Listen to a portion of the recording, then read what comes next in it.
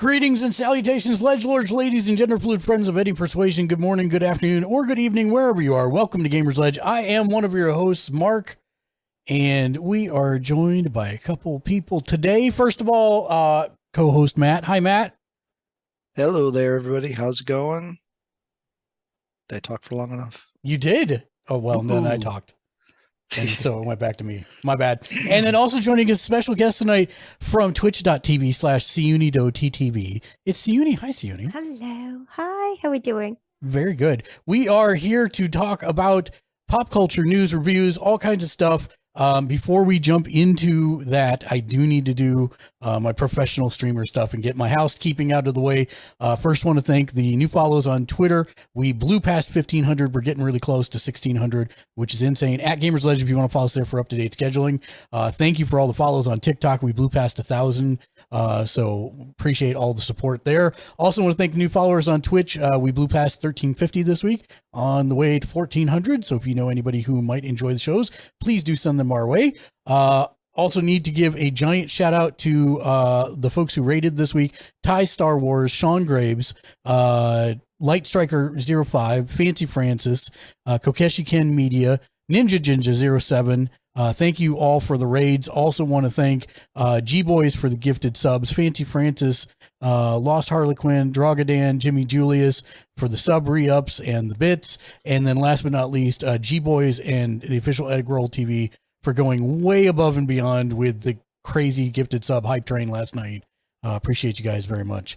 Also want to quickly give a shout out to our bossest of boss producers, Mr. J Nice, Neosapien, and Shank the Noob. Why do we thank them at the top and bottom of every show? Because they are generously subbed to us through mechanics.gg, which is a creator forward platform that pays creators like us 100% of the donations or subs you send our way. It is completely free to sign up. And everybody who follows us on Mechanics via the link I just put in chat automatically gets 5,000 Stardust to mess with us in many ways as we play video games on the channel.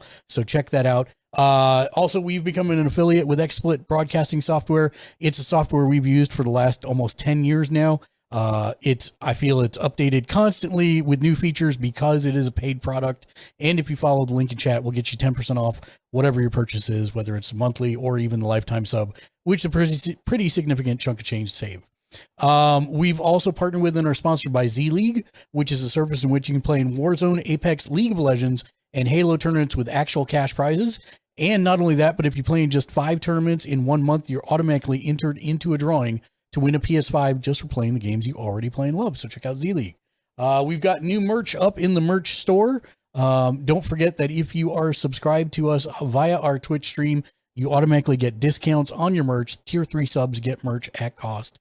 So check that out. We've got a couple, I think 1 new shirt and a couple new mugs in there as well. And last but not least, we've joined Streamers for Kids, which is a streamer group promoting Extra Life, which, if you're not aware, is a charity to buy sick kids in hospitals gaming equipment to make things they're in the hospital for not quite as unbearable. If you'd like to donate and brighten some child's day, simply follow the link in the Twitch chat.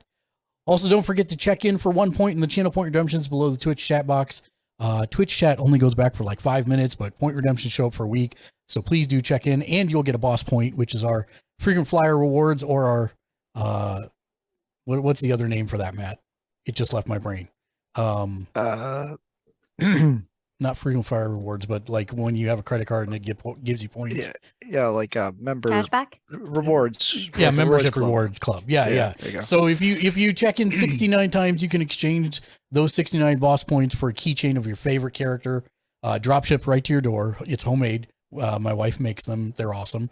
Or you can save up for 169 points and trade those in for a free Gamersledge t-shirt, any short sleeve t-shirt off of the merch store.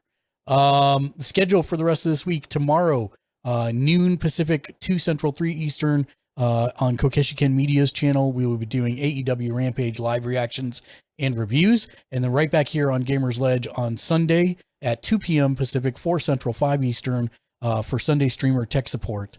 One of the reasons I like wearing the glasses, by the way, Cyuni, is you can't see me close my eyes as I try and remember all this stuff to say what time sense. everything is. It's actually very useful. I was wondering. Yeah, that's a good tip. Yeah, I have to close my eyes and think about what's at what time. But yes, so we'll be back here for 5 hours on Sunday of Q&A every week. I think we're never going to have enough content to go through, and we always do. So join us. It's a little bit of chatting, questions and answers, a lot of laughing. So join us for that on Sunday. Last but not least, I always forget to say so. If you are a Fortnite player or use the Epic PC Store, we are an established Epic partner. Enter code Gamersledge on the store page if you feel like supporting us. We'd greatly appreciate it. Again, that code is Gamersledge. And that is it for announcements. I will crumple them up, throw them virtually at the camera, and we are done. And so, with that, let us. Oh wait, don't close that actually, because it's got my list of what I played and watched for the week, so I can't get rid of that. But what we always do at this point of the show, Cyuni, if it's your first time here, for those of you in chat as well, we actually go around the room and talk about what we've been playing, reading, watching for the last month, and kind of give reviews on it. But because I know Cyuni is a little pressed for time, we're going to start with Cyuni, who had some major milestones on her stream last week, and I now refer to her as both the Slayer of Square Enix games and the Slayer of Flans. So what have you been playing, reading, watching, Cyuni, and let's talk. So apart from what I've been finishing Kingdom Hearts 3, finished that about 2 weeks ago, I think, and Final Fantasy 7 Remake and the DLC, which were like 2 big games to kind of like finish within 1 week of each other. Mm-hmm. So that felt good, honestly, finishing those 2 games and be like, okay, moving on. So one of the reasons I wanted to have you on is because it's so tough to watch other people playing Final Fantasy 7 Remake, because I want to talk about the layers of stuff that they have put into it and how they made it different. So we're going to do like some spoiler talk here. If you don't want Final Fantasy 7 Remake spoiled for you, then skip ahead like 20 minutes and see if we're still talking about it, because I was like biting my tongue the whole time, especially like the first time that you encountered my brain has forgot what they called them in the game, the wisps or the whispers. Yeah, the whispers. What did you have a unique perspective because you literally played Final Fantasy 7 for the first time right before you did Final Fantasy 7 Remake. So everything was super fresh for you. Yeah, which I'm very glad I did, to be honest, because I don't think I would have enjoyed the remake as much as I did if I didn't play the OG. Like, everything was so much more emotional, and I was so much more attached to it because I played the OG. Obviously they really extended the story, right? Like, that's part of Midgar. I think when I played the OG, like in 2 streams, I was done. I was done with Midgar, and obviously like the whole 7 remake is Midgar. So I feel like sometimes it may have been a little bit too stretched in some areas, but I also understand why they did it.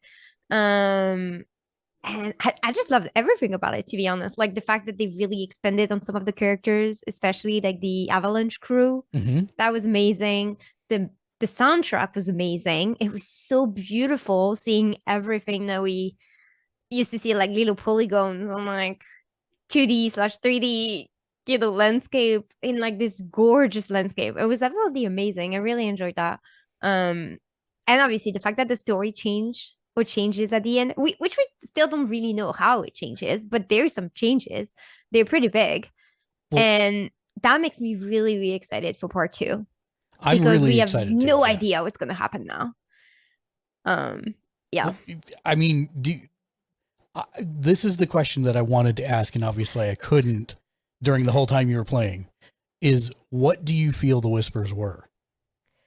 To be honest, I was very confused at first. I thought the whispers were kind of like at the very beginning, like those when you play the OG and you go back to Nibelheim, you have like this little black figures that are like these Oh, the experiments, and they all clones, the like, experiments, yeah. yeah, and they were like, oh, it will come or whatever, and they keep saying Sephiroth, and I thought at first they were those. That was that. I thought that was it. And I was like very confused why we were seeing them so early on and stuff like that. But at the same time, Cloud sees Sephiroth very early on as well, so I'm like, I didn't pay too much attention to it. But and they only explained them like kind of late in the game, to be honest. But once they did explain what they were, it made so much sense. And I feel like now I could go back and play the game again and see so many other details that I probably didn't pay attention to, but that now would make sense because I know what they are. I'm going to ask this because this is the discussion point for me. What is your understanding of what they are from the end of the game? What did you take away from that? Yeah, so for me, they're there to like keep the timeline as close as possible to the OG7. For me, that's what they are. And they're trying. This is why in the DLC, when you play as Yuffie, if you try to enter the bar, you can't. Right. You're being pushed because you're not supposed to meet any of them at this point. And I think there's so many parts like this in the remake, but I didn't see them at first because I didn't understand what they were. But now it makes so much sense. And I think they were there really to keep everybody on track. Mm-hmm.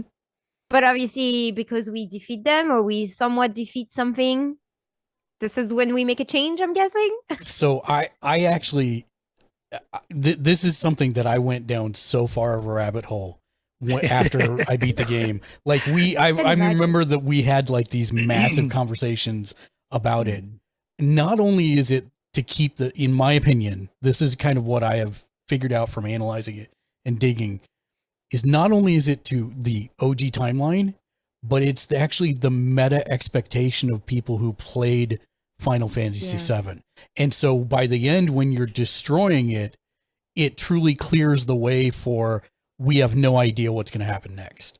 Yeah. And it's like the writers of this game, in my opinion, were so smart in keeping the stuff somewhat similar, but still giving places where you could vary the storyline and shatter those expectations so that it did become something else that was more than just, here's an up-res of this game and we move from there. The changes that they made, I thought, were super impactful, super emotional, and I'm super excited for where it goes from here as well. I agree. 'Cause obviously, I think if it would have been just like a one-on-one remake, like I think people would have still enjoyed it, and it's still amazing because let's be honest, like when I replayed the OG earlier this year, it was fun. Like I think the story aged very well. Obviously, some of the graphics didn't, and it can be a bit difficult in some places. I know what I struggled with at the time was like you need to go on a little part of the screen, but like it's so blended with each other that you have no idea what you're supposed to click on. So obviously, like a one-on-one remake would have been nice as well. But the fact that they did that, it's so much better. Mm-hmm. Because like we're always gonna have the OG, and like everybody who's a fan of the OG, that game's always gonna be there. The story's always gonna be there. But it's so nice that they did that. Because we don't know what to expect for part 2 nor part 3. But like it gave me so much hope. That this is gonna be amazing. Like, did you ever watch Star Trek Next Generation? I didn't. Okay. So do I need to add it to my list? Well, I mean, there's some parallels actually for this game and the last episode. When at the very beginning of the series, the crew meets a omnipotent creature named Q, who challenges basically all their preconceptions. And he says, the human race has no ability to grow beyond what it is now. And he's going to be watching them and judging him. And in the last episode, there is a temporal event that happens in which the captain keeps getting yanked between 3 different time periods. And he has to think kind of in a different way to solve the puzzle of what's going on in 3 different times at once. And so the reason I bring that up is because I think that is exactly what we are now seeing with the fact that Zack lived at the end of this game as opposed to the original timeline where he died. And what I think you see is Aerith is awakening to all these different timelines because she's far more powerful now than she was in the OG. And she sees Zack and Cloud going back the other way, or gets the hint of Zack and Cloud going back the other way, but she's not 100% what's real, what's not. And so I almost thought they were going to do a DLC where we could play through the game as Zack. I mean, I'm very curious to see what's going to happen. Well, obviously with Crisis Core, I don't think it's a coincidence, and Crisis Core Radiant is getting a remake / remaster. They don't want to call it either. So right. I don't think it's a coincidence. I remember reading some of the comments that people are hoping they don't have to play as Zack in part 2. But I also think that we might. I mean, the whole thing is like, at first, when I saw he was alive, I thought he was alive in the same, we'll call it timeline, because we don't really know where they are, in the same timeline as what we were playing. Right. But clearly it's not really that, because the Cloud of then is also there. And I don't think there's going to be 2 Clouds in the same timeline. So there's an easy way to actually tell that it's an alternate timeline. And that is at the very beginning of that scene where it shows that Zack lives, there is a stamp. There is a stamp thing that comes by, and it's different than the stamp character that we have. Oh, yes, that's true. I remember. Yeah, the dog, or like yes. And again, like going back and thinking about this, you see that dog so many times through your journey in the remake. And you're like, oh yeah, this isn't a thing. Like you pay attention to it because you kind of have to, but also you don't too much. But now that you pointed it, I really want to go and replay it and see a lot of things that I might have missed, because I feel like everything was like so well made and it's like very orchestrated, so like it got to that point. But we'll see, like maybe he will be playable, because obviously they will have to like incorporate him into the game and incorporate this timeline, and I hope it's not going to be just cutscenes. I kind of feel like alive, so I kind of feel like they have to do a team up at the end of Zack from his timeline with the Cloud from our timeline, as a final battle against Sephiroth, because Sephiroth is already at a higher power level than he was by the end of the OG, and he's tapped into the life force just like Aerith has, which makes me think that, are they going to actually kill Tifa instead of Aerith?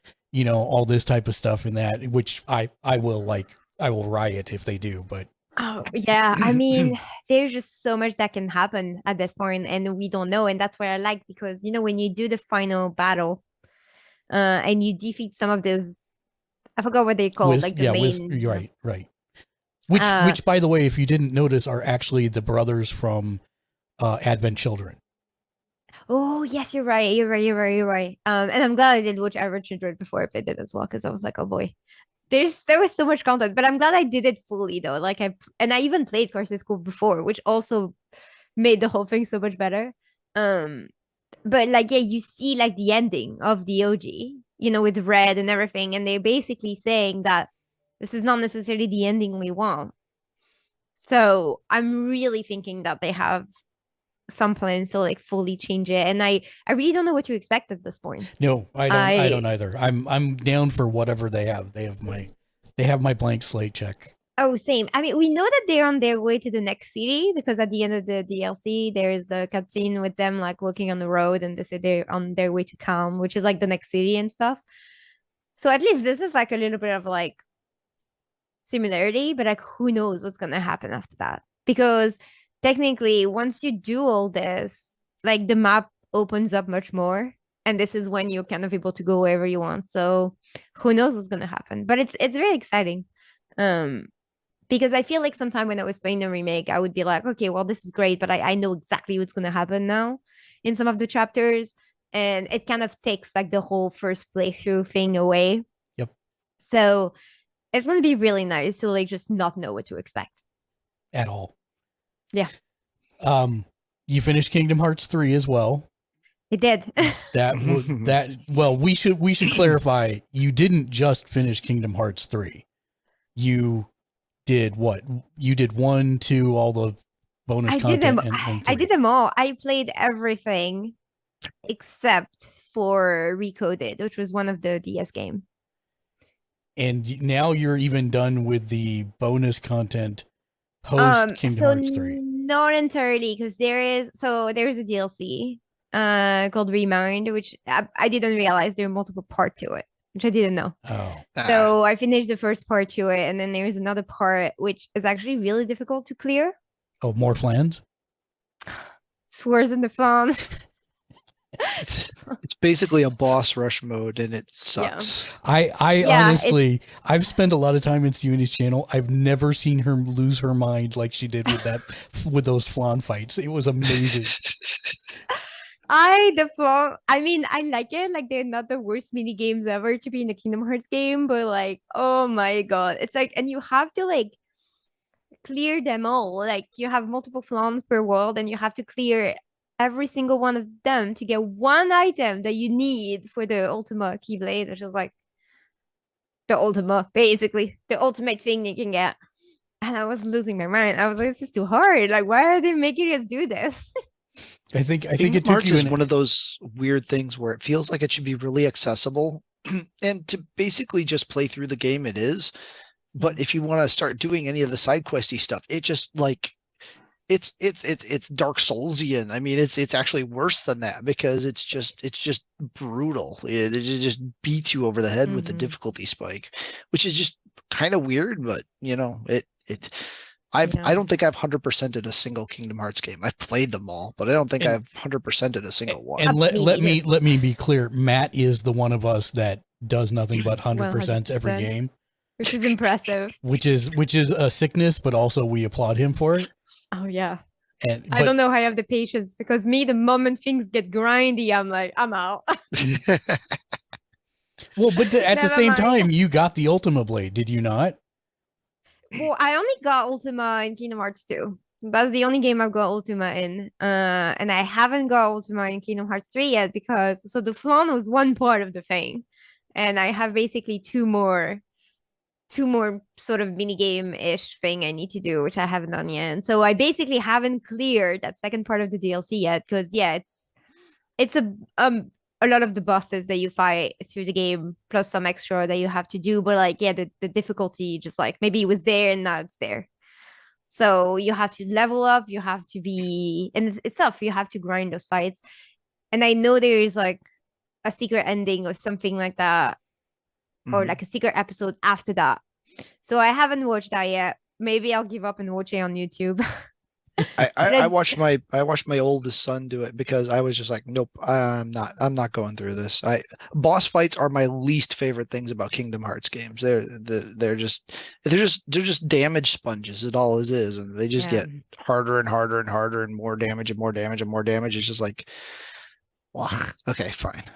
Especially they're like optional-ish battle, like what they call like every other, like for example, if you do like even in Kingdom Hearts 2, like everything is sort of okay, easy-ish, and then you have Sephiroth. That is like the difficulty spike is like, I spent 3 hours trying to defeat that fight. I was losing my mind, and when I defeated him finally, I almost cried. I was like, never again.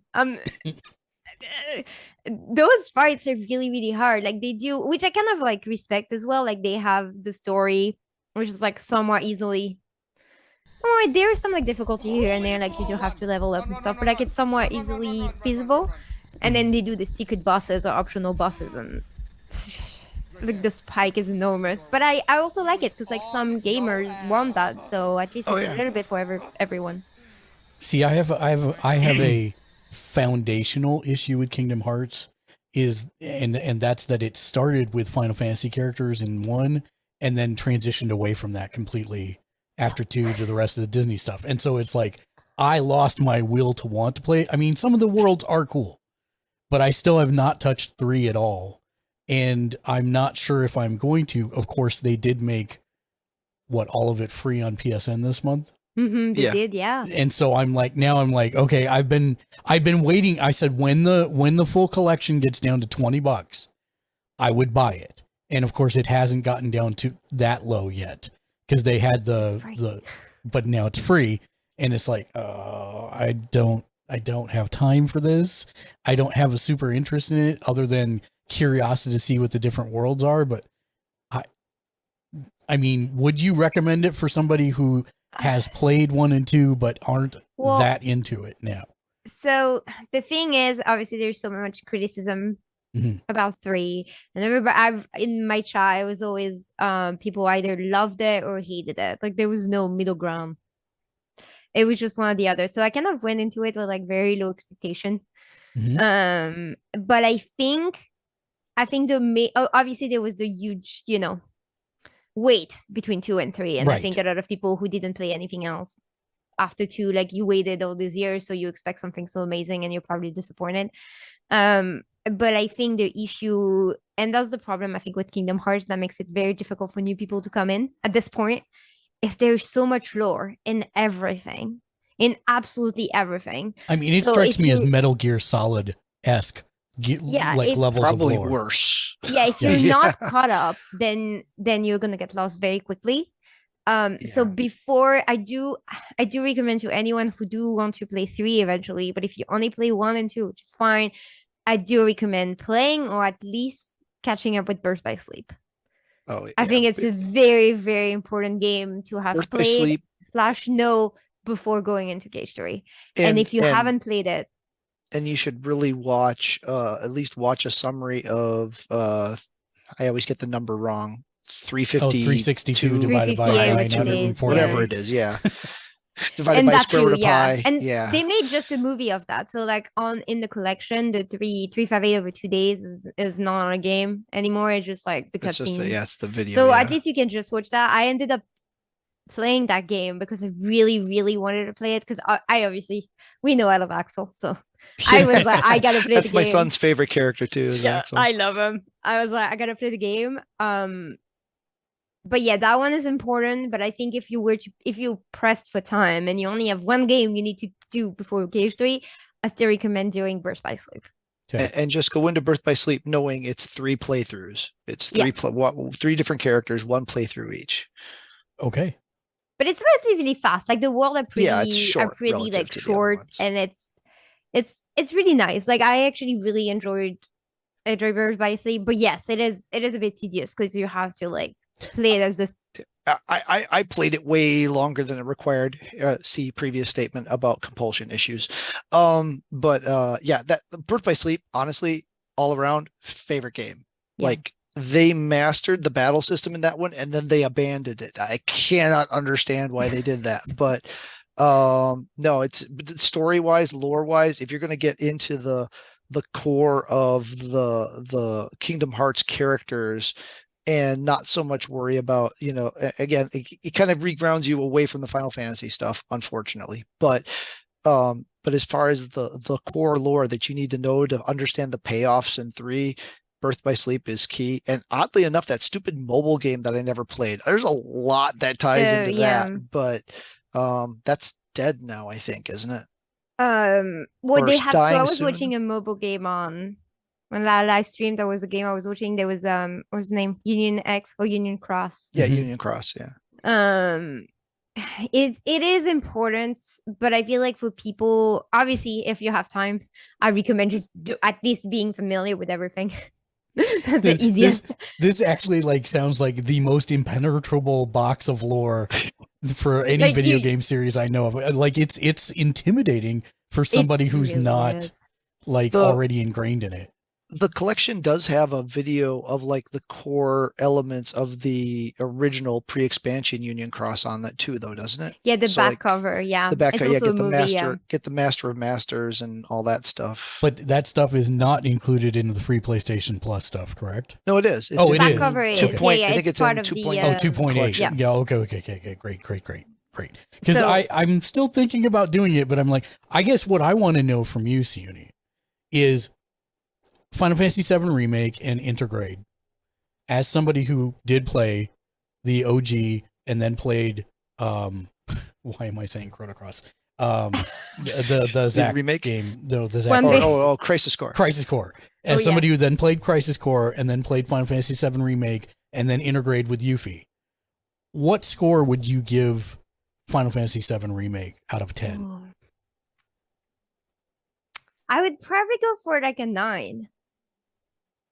Honestly, because I for me, like, the combat was really, I know it's not for everybody, but like I really, really enjoyed the combat. I thought it was extremely fun. Mm-hmm. And then the soundtrack was just so amazing. Like, it took a point in the original and like it was just so good. Like, I really enjoyed, I had an amazing time playing that game.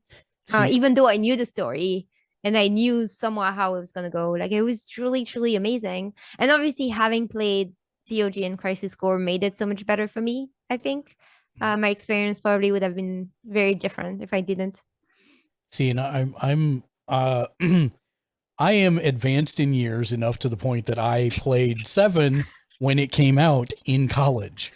And even when that game came out then, I was like, holy crap, there's nothing like this.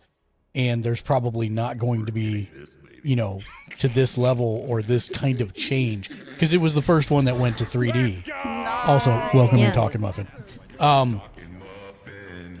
It's to the point where, like, by the time I got to the end, I felt like I loved all the characters. They were my friends. I was very sad to see the game go. And when 7 Remake came around, it was pretty emotional for me.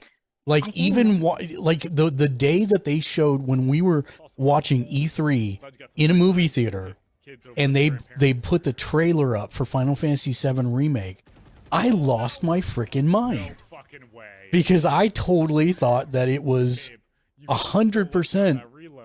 It gave me that same feeling that the original gave me, just watching that trailer. And so playing through the game, it was like, here's all these friends that you have missed for 20 plus years. Yeah. Let's spend another 100 and some odd hours with them, because I'm not a fast player and I like to grind. I'm not fast either. I mean, look, I spent a year on Kingdom Hearts. A whole year of my life. I get it. It's, yeah. And so let's move to that. Kingdom Hearts, since you've done the whole series up until now, what would you rate Kingdom Hearts 3? Yeah, okay. Well, it's tough because I feel like the whole series is like a very, special place in my heart, I think, at this point. But I probably would just give KH3 an 8. What could they have done better? I think so. The gameplay is really fun. It's obviously very beautiful. Like, even though the other games are like, even if you play like Burst by Sleep, it's very nice. Like, obviously they're like somewhat remastered it a little bit, I think. I'm not sure. It looks good. Everything looks good, but like this one looks really nice. The combat's really fun. I think for me the issue is the way I actually really like the story. I know it was like a main issue for a lot of people, but because I've been so caught up on everything, the story was really good for me. But I think the issue was like some of the world were just way too long and way too big. Like, it was just some of the Disney world were just like, it was just too much. It was basically, which they've done in other games, like, it's not fully new, but it's just basically a retelling of the Disney part. Mm-hmm. And I think it was fun when it was the beginning of Kingdom Hearts. I think we're like, there's so many characters now that we may not need the Disney things as much. And it feels like the whole first part of the game is like Disney, Disney, Disney. And then they just go on and they put the whole story in like one world in like 30 minutes. And it's like you have to process all of this information. And it's just so much. And I think I would have preferred if it was a little bit more spread out, separated and spread out, and like have more of the story a little bit early on and then another Disney world a little bit later, things like that. Like, I know they try to incorporate the Disney world within the story, but let's be honest, it's just there because we feel like it has to be there. Mm-hmm. And I think for me that's my issue. Like, the world was just too long, and it was just, I like Disney, but also sometimes I'm just like, all right, well, Yeah, and I in don't all the need to rewatch Frozen. in all the other games, being in the worlds at least had a point, right? You Yeah. were locking the doors, you were opening the doors, you were finding the this or the that or the whatever. Here, yeah, there was literally no reason to be going to the Disney worlds. Like they Exactly. kind of like half gave you a reason, but then they never actually did anything with it, right? It just became this joke about them going to the next world, and it's just, yeah, that part it didn't. Yeah, she's right. They throw 80 hours worth of lore at you in 30 minutes at the end of the game, and it's just like, why did you do this? Why did we waste all this time goofing around in these Disney worlds? We got nothing for it except some levels and some money, and it was literally just the grind to get to the actual game is all it was. So it was a little frustrating in that respect. Yeah, Yeah. it was. And the world itself were like gigantic. And like the Oh maps yeah. were San Francisco was just ridiculous. it's so large, and I was like, it's nice, it's very well done. And then like I do enjoy Disney. Like I grew up watching Disney movies since I was very little. So like I've watched most of those films. Like I'm very caught up on it, but like it was just too much. Like Well, see, that's some of the that's a world, it was like, frustrating yeah, thing to hear, because like when they went to Halloween Town, it wasn't a retelling; it was an extension of the story, if I remember correctly. Hmm. And so it's kind of disheartening to hear that they actually went to just retelling the origin story of Frozen or something like that, if that's what they're doing, Big Hero 6 or whatever. Or um are there continuations as well? well, it I feel like It's they might have in a few world where we're a little bit different, but I know for some of the world, like Frozen, for example, Frozen was not great. Yeah, Frozen it was was, yeah. almost entirely just cutscene followed by long hallways, followed by cutscene, followed by long hallway, followed by cutscene, followed by long hallway. So I guess the question I'm leading up to here with the criticisms is, if you're going to jump on, do you think it is feasible to jump on with 4 as a starting point, going in clean, since he's going to be in the real world, so to speak? Well, I still don't understand how he ends up there, by the way. I think I missed some part. I'm still missing something, I think. But there's just so much that, and again, and that's the thing I think with Kingdom Hearts, and why I think some people dropped off. Mm-hmm. Like, you played 1 and 2, and yes, it's great. And it's just the thing between 2 and 3, there's just so much lore and so much information you need that it's very difficult to enjoy 3 if you don't know. And I think it's going to be the same thing for 4. Like if you go from 2 to 4, you're missing so much information. Okay. There's a whole bunch of new characters that you have never seen before, or you've never interacted with them that much, or you just don't know. I mean, I'm not going to lie. I still remember that Roxas is Sora when he's asleep. And that's about the extent of what I remember. So, and I'm sure that's changed by the time that we end 3 or whatever. But yeah, that's about what I remember from it. So it's one of those things where I'm like, I'm not sure.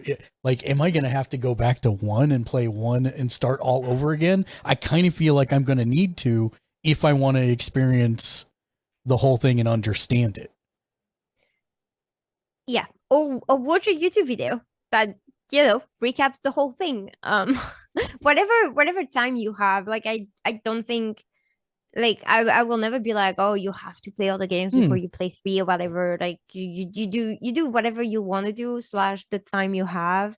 If you have time to play the games, like great, you're gonna get the best out of it. But if you don't and you want to skip some of it, then at least watch a summary of it, so that you know the most important points. And by the time you go to 3 or you go to 4, then you know what happened and who is that person and why are they there. So in the last couple minutes that we've got you, we know about what you've been playing on stream. What have you been playing and watching off stream?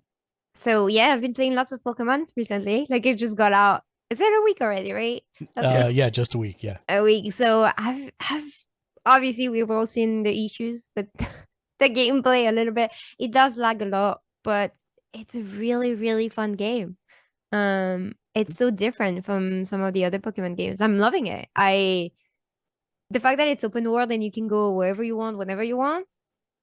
I've done 2 gyms so far, and I probably have over 80 Pokemon. I've done nothing but just explore and catch Pokemon around. That's extremely frightening to me as someone who played 70 hours in Skyrim before I got to the first dragon.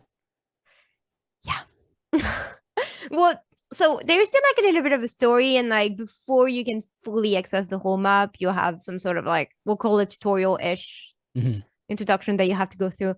But like but even then, you really can start and explore on your own. But once you reach the thing where you have access to the whole map, you do have to do. I'm not gonna spoil it or anything, but you do have to do a few things to be able to go to like certain area thing. But it's actually really, really fun. And the co-op is amazing. The fact that you can actually play with someone else on the map as opposed to just trade, is really fun. Like, they have this raid battles in the game as well that are super fun.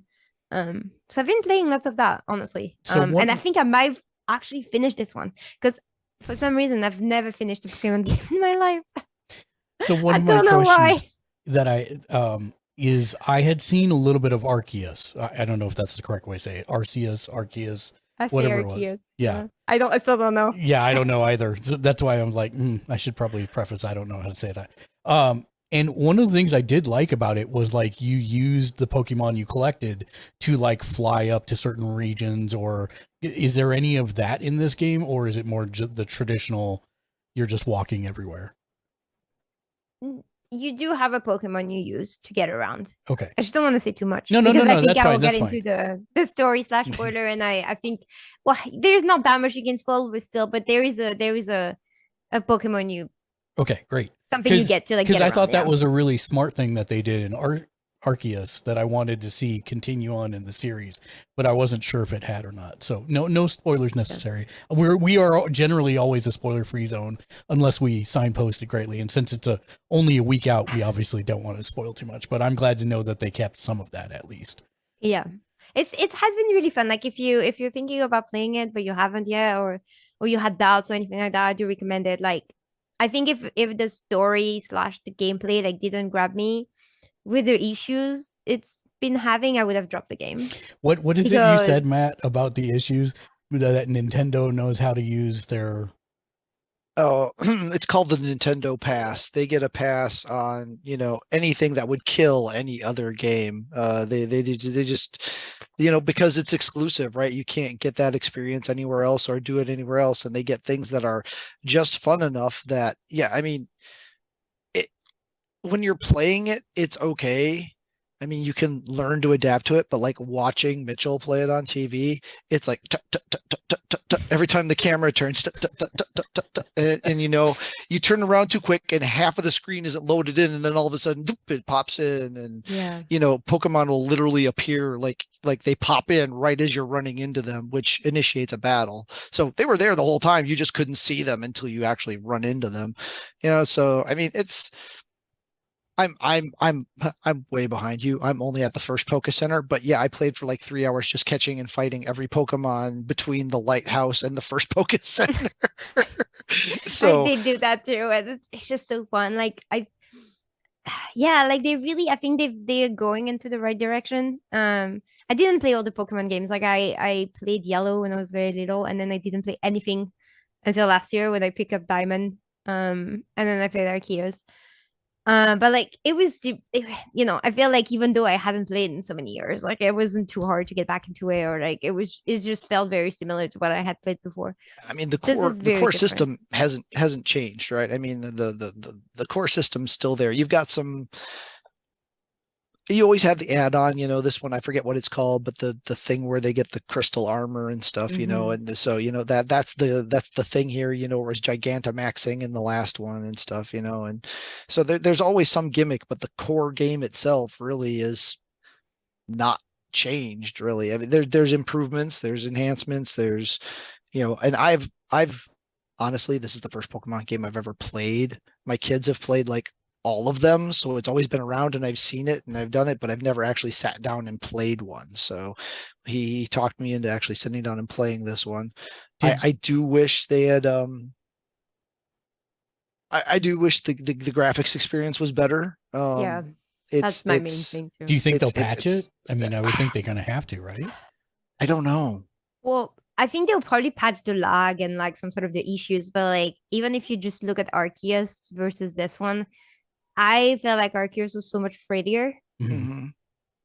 Um, There's a and even lot more it still Pokemon on the wasn't like ground fully here, it, but though, it I was very think. pretty. But like this one, there's just some areas where it's just like I don't know. Oh, in 2022, it feels weird having a game where like you have this huge area of like emptiness with like this weird just sort of graphics. Like you just don't expect it. And like I think what you said, like it would be any other game, it probably wouldn't have passed. But because it's Pokemon and it's so popular, people are gonna play it. And because the gameplay, I think is fun. We're all playing it. No, Yeah. and it kind of like at the same time, it kind of gives them this pass, like that this is okay. But I think with maybe a little bit more time, I don't know what it is, but like it could have been so much prettier, slash running so much better. See, that's why I'm thinking maybe I will wait to pick it up for them to patch it, hopefully, so that it runs better. That's my concern. I'm like, I don't want to. I have Yeah. there's I so almost- little time, anyways, to play games. I have no information to back this up, but I feel like they knew that a new system or an updated version of the Switch was coming, and it got delayed, so they couldn't hold the game back any longer. Because I know people have been running it on emulators on PC, and it runs fine, right? You know, Oh. Yep. like not even big PCs, just like Interesting. moderate PCs, and they run it on emulator. It runs perfectly. So the code is there. It just feels like they knew that there was a new chipset coming or a new something coming. And I have got an old LED model. It doesn't matter whether I play it handheld or on TV on the dock. It looked basically the same experience for the most part. A little buggier on handheld, but then I don't know if I haven't seen an OLED, so I don't know how the OLED model handles it. I'm assuming from what I've heard, it's about the same. Yeah, But I have an OLED and I play on handheld. And, okay. I got to one of the area I think yesterday, the day before, and the lag was whew. Yeah. So Well, I'm hopefully this means that there is a new Switch model coming out soon, and hopefully that will alleviate. But it sucks to be forced to upgrade hardware to play a game. So Yeah. Have you been playing anything else, Cyuni? no, I've mostly been playing that. Well, I did. Okay, I'm 2 years late, but I did want to finally try Genshin. Oh, nice. Yeah. Never played it before. Yeah. And I have a lot of friends playing it. And I was like, you know what? I'm kind of looking for a new multiplayer sometime that is not a shooters game. Something a little bit more chill. And so I've been playing that a little bit on my own time. And I'm not entirely sure how I feel about it yet, but I do like it.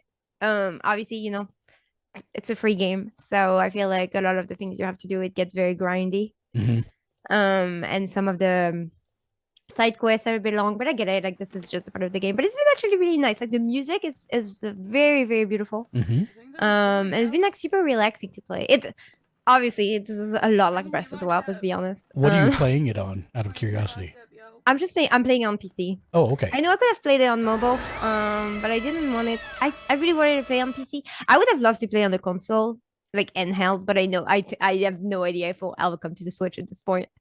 What? But don't you have a PS4 or PS5? I do, but I don't know. I was like, you know what? Let me just get it on PC at this Okay. point. Like Fair. it's a big game. It It's is. a big game. It is. And I was worried that with the PS5, I already run out of space and time, and I have to have all the Kingdom Hearts while I'm still playing it. So I was like, let me get it on PC, and so I've been playing that a little bit. It's been quite nice and relaxing. A bit grindy, but other than that, I feel like it would have been nice if I started 2 years ago, but whatever. The gotcha mechanics are still the same 2 years ago and now. So you're more likely, if you play the gotcha game now, then you're going to get stronger characters than the ones that came out 2 years ago. So it should be okay.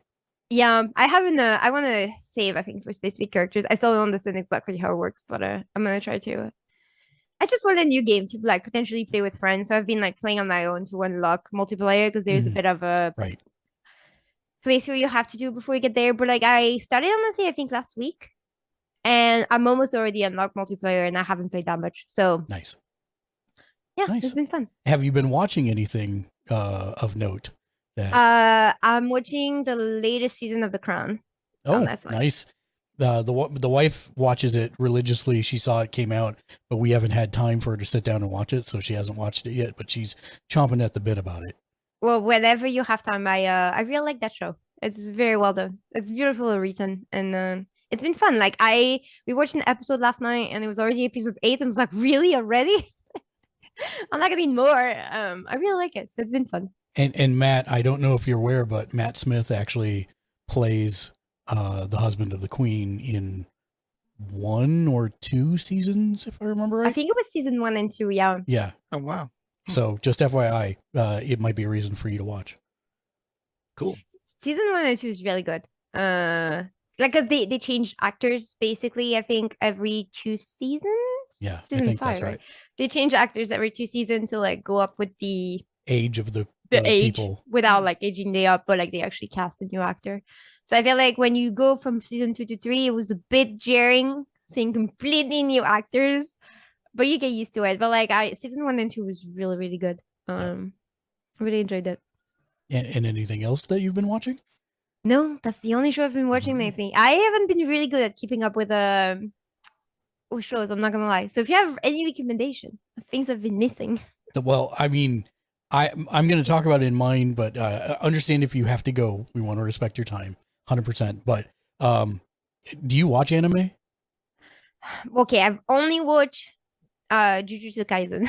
Okay. Okay. Hey, if you're gonna pick if you're gonna watch one, that's good. There's one to go with. But I would highly, highly recommend One Punch Man. Okay.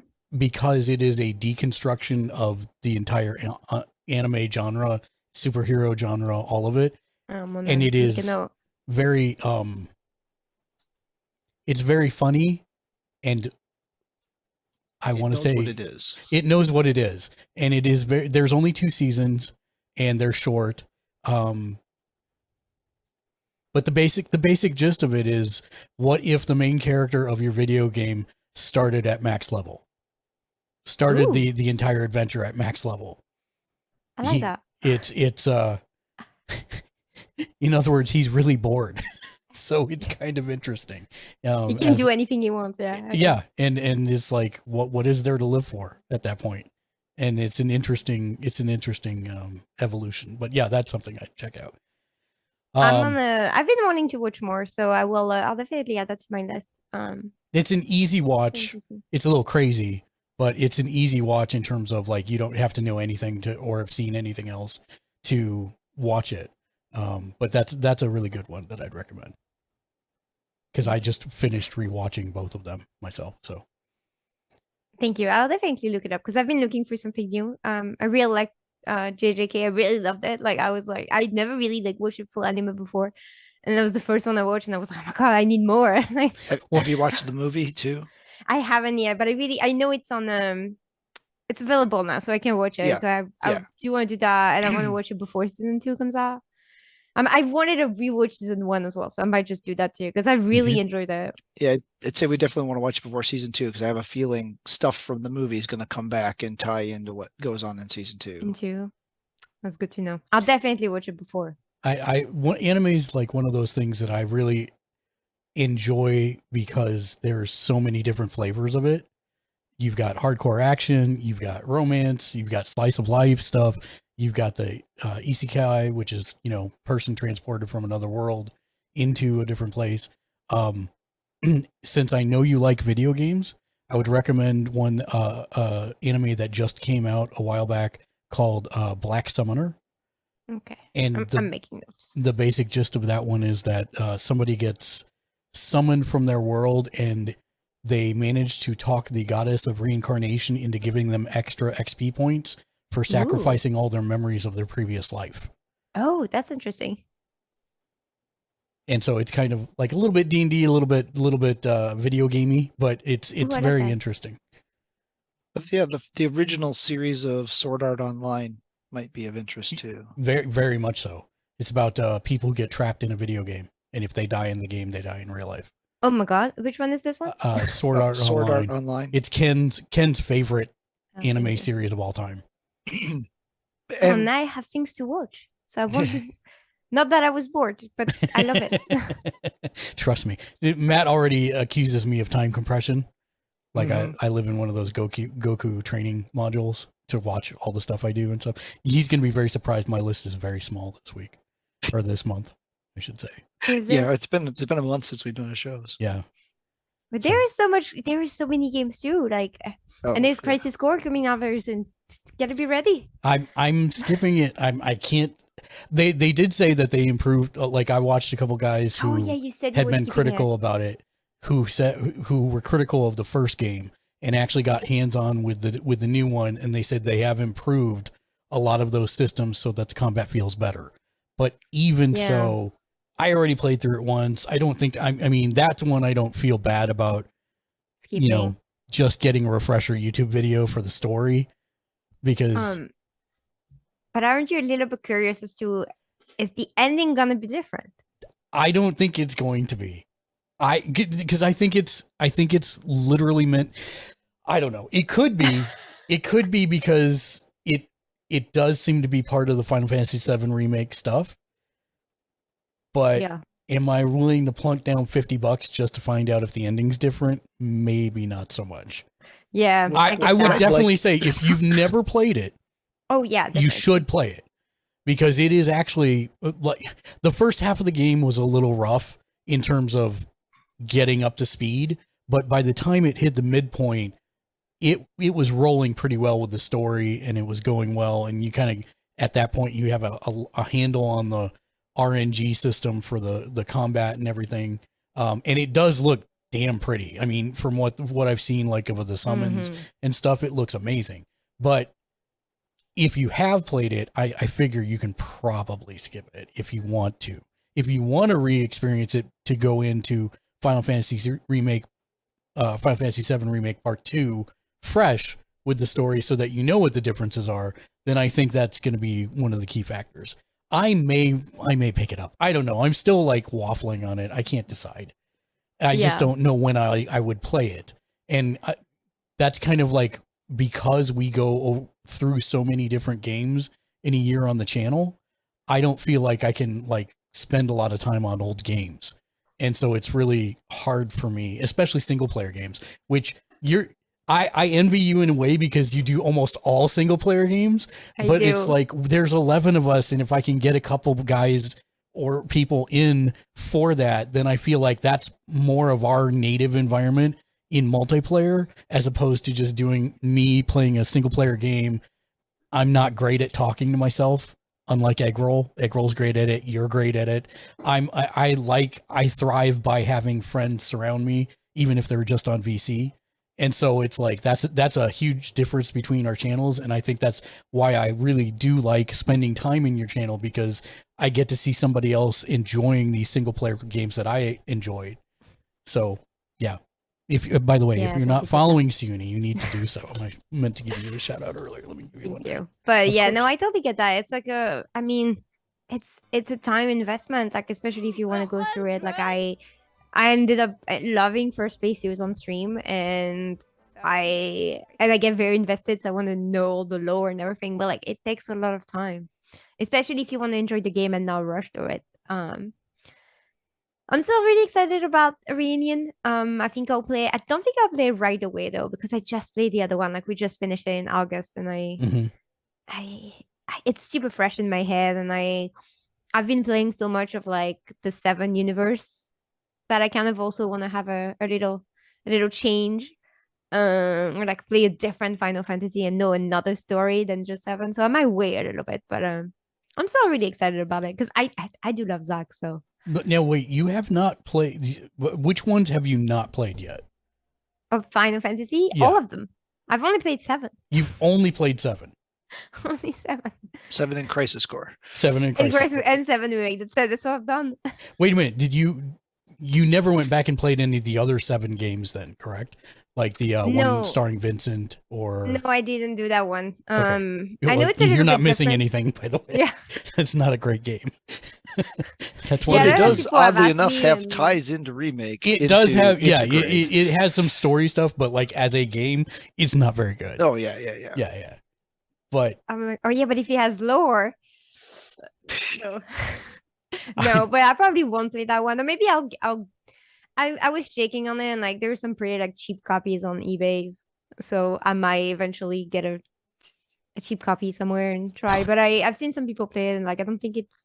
I do wanna like experience other stories of Final Fantasy because I obviously love 7 and I really love the universe and the story, but I'm very excited to go into another story. So I might wait a little bit before Reunion as well, I- because I true.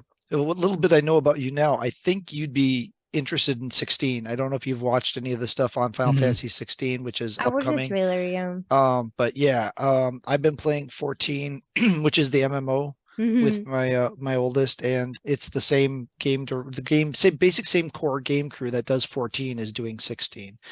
Which is kind of crazy because they're always updating 14. I don't know if they had time to do a whole nother game, but somehow they did. But yeah, it's I think obviously I don't have any inside information. I've not played a copy of it or anything, but I think this is going to be a really good one, and it's a Really, more yeah. actiony combat system than your typical Final Fantasies. So I think you might like this one. I actually think Cyuni would love 15 because I love the 15, but that's a whole- hard sell on a lot of people. a lot of people didn't like it, but it is basically Final Fantasy the road trip. Mhm. Yeah, I saw they in the car. And I think it's like by the time you're done with that game, you do really like the characters, and I really like the fact Yeah. that they released DLC for each of the characters to kind of dive into their stories a little bit more. By the time you're done with it, I think it's a fun run. My favorite of all time is 8, and I'm always going to recommend, Yeah. but that's also a very divisive one. People either really like it or they absolutely hate it because of the magic system. Yeah, see, Matt hates it. I love it. I do want to play it. So like the ones on my list are I'm probably gonna do 10 next. Tens Because tens I, of did- I story, want a little yeah. bit of the Yeah. voice acting. I when you have to read everything, it's a lot. So I think I'll do 10, but I do want to do 9 and 8 very much. And I do want to do 15 eventually. Because I know it's like more modern and stuff like that. But I do like Squall. I mean, obviously I only know him from I can't Kingdom Hearts, recommend but, 6 enough. 6 is it's really good. Yeah, I've heard a lot of people loving that one. I think it's probably my like after 8, it's probably my second favorite. Second It's my That's good favorite to of the 16 and 8-bit era before 7, basically. Yeah. Mhm. Yeah. And I really like 2/4 also, but I think Yeah. 6 is better. 3/6 is better. Yeah. 5's good if you like class systems and grinding, and if not, then run away, run far, far away. See, and I The was moment you say grinding, I'm like, Yeah. oh Lord. I was mad at 9 because they had with 7 started this movement towards sci-fi, and 8 is like the next logical step towards even more sci-fi, and then 9 was like the complete and total going back to as far fantasy as we could possibly get. And so I was really frustrated at that point because I wanted to see where this was going in terms of, are we going to get like a Final Fantasy in space kind of thing? And it never materialized because they took the step back. And then 10 was 10 came out, and that was a little more back in that direction of sci-fi. And then 11 came out, which was the MMO, and I lost 8 years of my life. And then 12 was the offline version of 11, so I love that one too, and a lot of people don't like that. You can actually like literally set 12 to play itself and never actually have to play it. It's fantastic. Like That's good to know. they have an AI system for battle choices, and you can set it up so that Oh. literally you can have multiple variables happening within the thing, and you can actually just let it go, and it plays itself, and Oh, you that's never kind have of to nice. touch it. It's kind of nice. You could just have this in the background. See, this is like to go through your backlog more quickly. You have this one in the background where you play something else. Exactly. And then bring it up for cutscenes, and then put it back in the background when it's got to fight stuff. Yeah, That's it's really cool, actually. Yeah. But yeah, it's gonna be nice. It's nice getting into a series like that. And I like that they all stand alone ish, So you can just play one and not necessarily the other. But yeah, it's gonna be fun. Shank says Final Fantasy 16 was just announced. Isn't it actually like Final Fantasy 3 Grabillion Oh wait, I had an issue with my 489,000? hold on. No, it is Okay. not that, Shank. Sorry. My headphones got unplugged. We're fine. Oh, you're good. So yes, if you need to go, thank you for joining us. No, thank you for having me. That was really fun. Absolutely. And hopefully we can do it again sometime when you complete more games. Yeah. I'm just teasing. You're welcome anytime. No, you don't I have to mean, complete games. This is why I'm on a new era now. I'm gonna have new games soon. So I'm gonna start new games. So Perfect. Well, everybody but go. thank you so much for having me. Absolutely. Anytime. And everybody make sure you go check out Cyuni on her channel. When's your next stream, Cyuni? Probably Monday. Monday at 12 p.m. PST. Yeah, there we go. Yay. Awesome. Thank you again. But thank you so much for having me. I hope you everybody has an amazing time of rest, an amazing rest of their time zone, wherever you are. Hope it's amazing. But thank you. Thank you. Bye. Bye. Bye. Matt, do you want to tackle what you've been up to next? Sure, I can do that quick. So we've actually been well, I guess I'll update for those who haven't seen before on the trials of Neo Sapien. I completed my first trial. The wrestling trial has been completed. Yes. So we got through that. Tell the people your overall, now that you did a month of wrestling plus a pay-per-view, what's your overall like takeaway? Yeah, I mean, and I think we talked about this before, but this isn't my first exposure to wrestling. It seems like every time I get into a friend group, I'm like the only one who isn't a wrestling fan. But wrestling's still wrestling, right? I mean, it at its core hasn't really changed much. AEW seems to be a real nice company. They do give you a lot of options. It's not just the same match over and over again. They mix it up. You've got different styles and the different belts and stuff. That is probably one thing. They've got like a gajillion belts. Like that is kind of ridiculous how many belts they have. Excuse me. But overall, there's definitely worse ways to waste your time. The pay-per-view was a bit much. I mean, not content-wise, but length-wise. It's a serious commitment to sit down and take that in. I just have never heard anyone ever say that, because it's like $50 for the pay-per-view. You're getting 5 hours out of it. So you're getting enough content for what you're paying. What you're paying for it's a good amount of content. Yes, right. It's not like you're charging you $100 and giving you a 90-minute show. That would be ridiculous. I'm not saying it's not worth it. I'm just saying, prepare your snacks and bladder ahead of time because it's a thing. But overall, I'd say it was probably like a 7 overall. I mean, the pay-per-view was fun. Finally I did get to see Kenny Omega. I've heard tons about Kenny Omega between your group and Ian's group and stuff, and I'd never seen him in things. So finally in the pay-per-view got to see him in action, and I understand the dude's impressive. Excuse me. But yeah, overall, like I said, I probably won't continue with it actively. It's just it's too much time commitment to watch the shows and try to keep up with it all. But I don't chagrin anyone.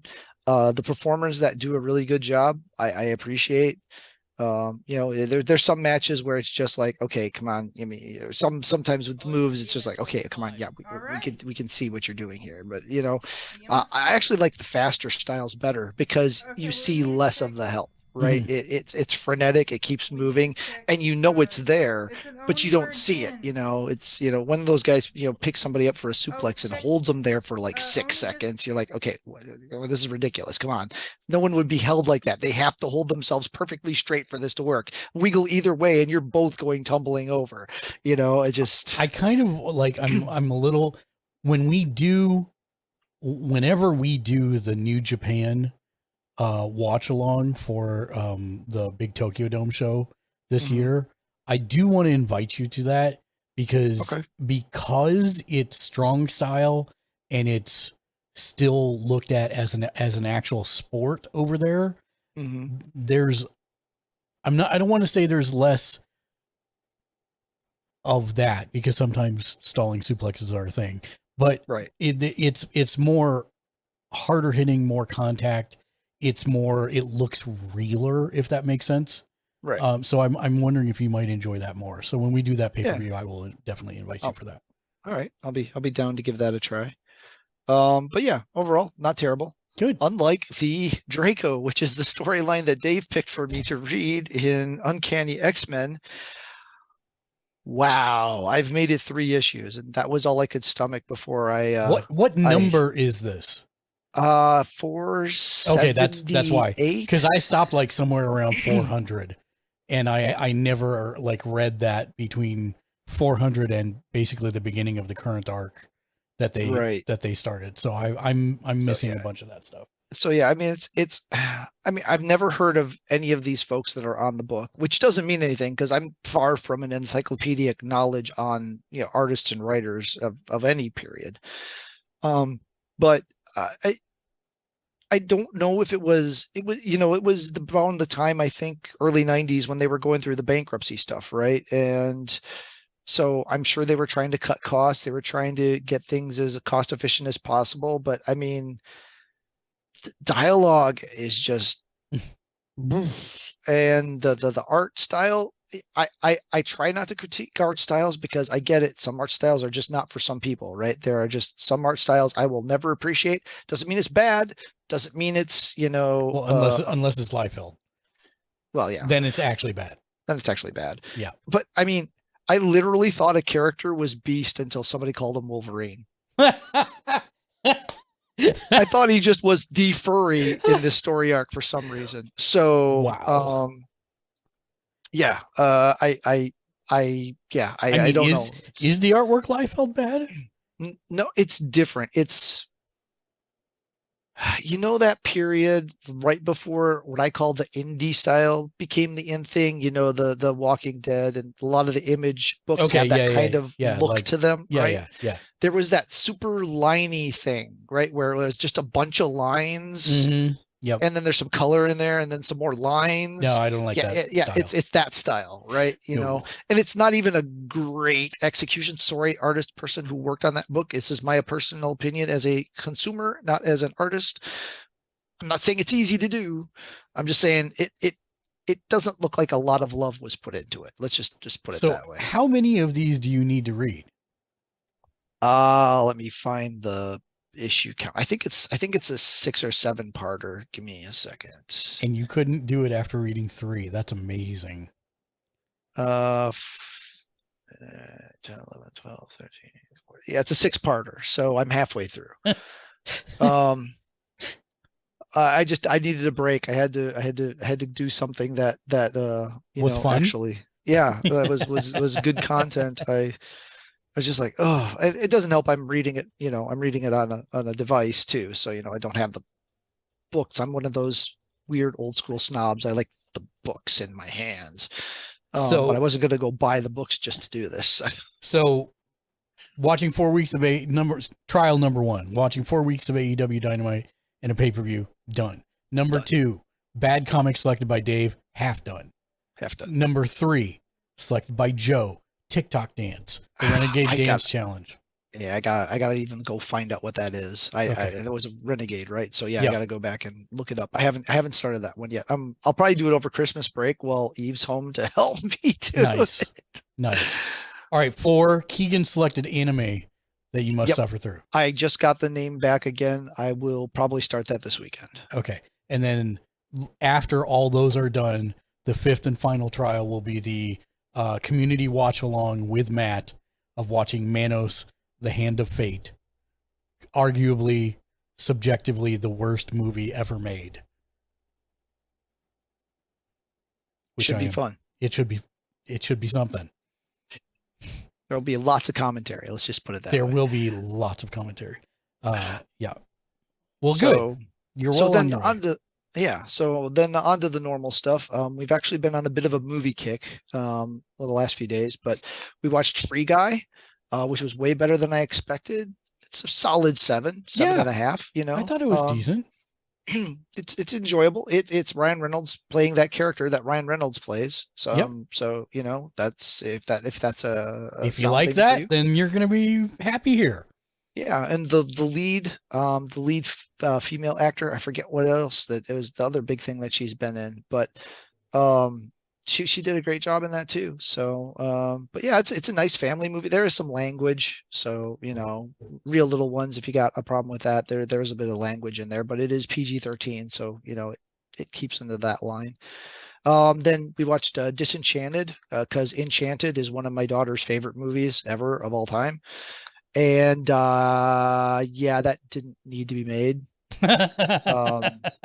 No. Serious. No. Like on a scale of 1 to 10, what are we talking here? We're talking like a 6. I mean, it's not the worst thing ever. I'm not going to throw it up there for worst movie ever, but that period of time in the late 90s, early 2000s where they were just ditching everything on direct to video. Mm-hmm.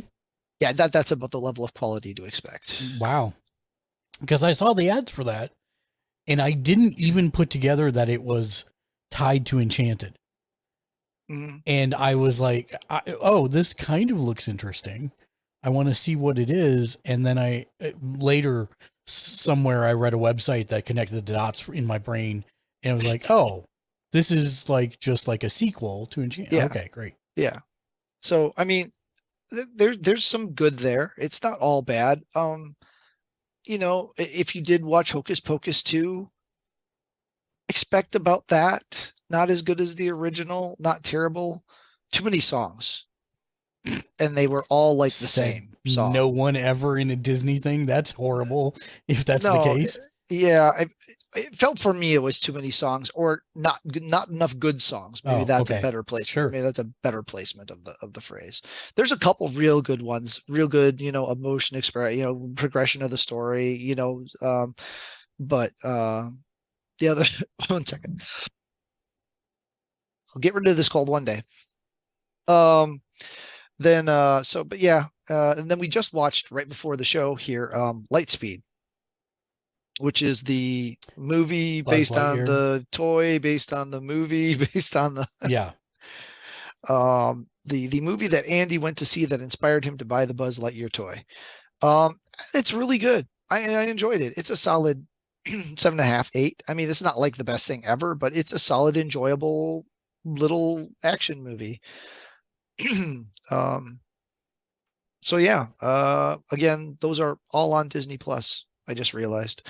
Then carrying on with the Disney Plus the theme, I've been watching Andor, which is amazing. I don't know if you started it yet or not, Mark, but knowing Rogue One is your favorite movie, you should. I will. I was waiting for it to finish. A favorite Star Wars movie. I think it's done now. It's all done now, right? Yeah. I have the last episode left. I haven't watched the last episode yet, but I can't. And from everything I've heard, the last episode's not going to change it. So I'll go ahead and rate it a 9 right now. Hopefully season 2 can carry this same level of quality, and they'll put the time and money into it like they did this one. I love minor spoiler. I love that the ISB is like canon now. Again, if you don't know what the ISB is, then it's not even a spoiler for you. Yeah, I mean, between this and Mando, yeah, you've got some good quality Star Wars content up there on Disney Plus if you haven't watched any of it yet. This is definitely more dark, more adult, not more adult in the like cover your kids' eyes, but more like intellectual, more adult, thematically adult, not content adult, than Mando, but still real solid. Can't recommend it enough if you're it's even lapsed. Like there's several lapsed Star Wars fans that Ian and I have convinced to watch this show, and they are super digging it. So even if you're a lapsed fan, feel free to jump in if you have Disney Plus. We started The Dragon Prince season 4. I don't know if you ever watched this show, but it was done by the same writers who wrote the original Avatar: The Last Airbender. No. It was the show, the first season got kind of panned because they did this like 18 frames per second style that made it really jittery. Okay. And you could get used to it, except like when the camera moved and the people moved at the same time, it would get really desynced. Yeah. And it really drove a lot of people nuts. They tamed it way down for season 2 and 3, and it's been great. But the story wise, it's great. The actor that plays one of the main brothers is the same voice actor that did Sokka in Avatar: The Last Airbender. Um, but the animation is really good when it's not doing the super jittery thing. The storytelling is amazing. And it stopped like a long time ago. They left it on kind of a, we could continue this, we could not continue this, and then there was rumors, and then it disappeared, and then all of a sudden Netflix is, hey, it's here. So yeah, we started that, and so far still spot on, still really, really good. Good.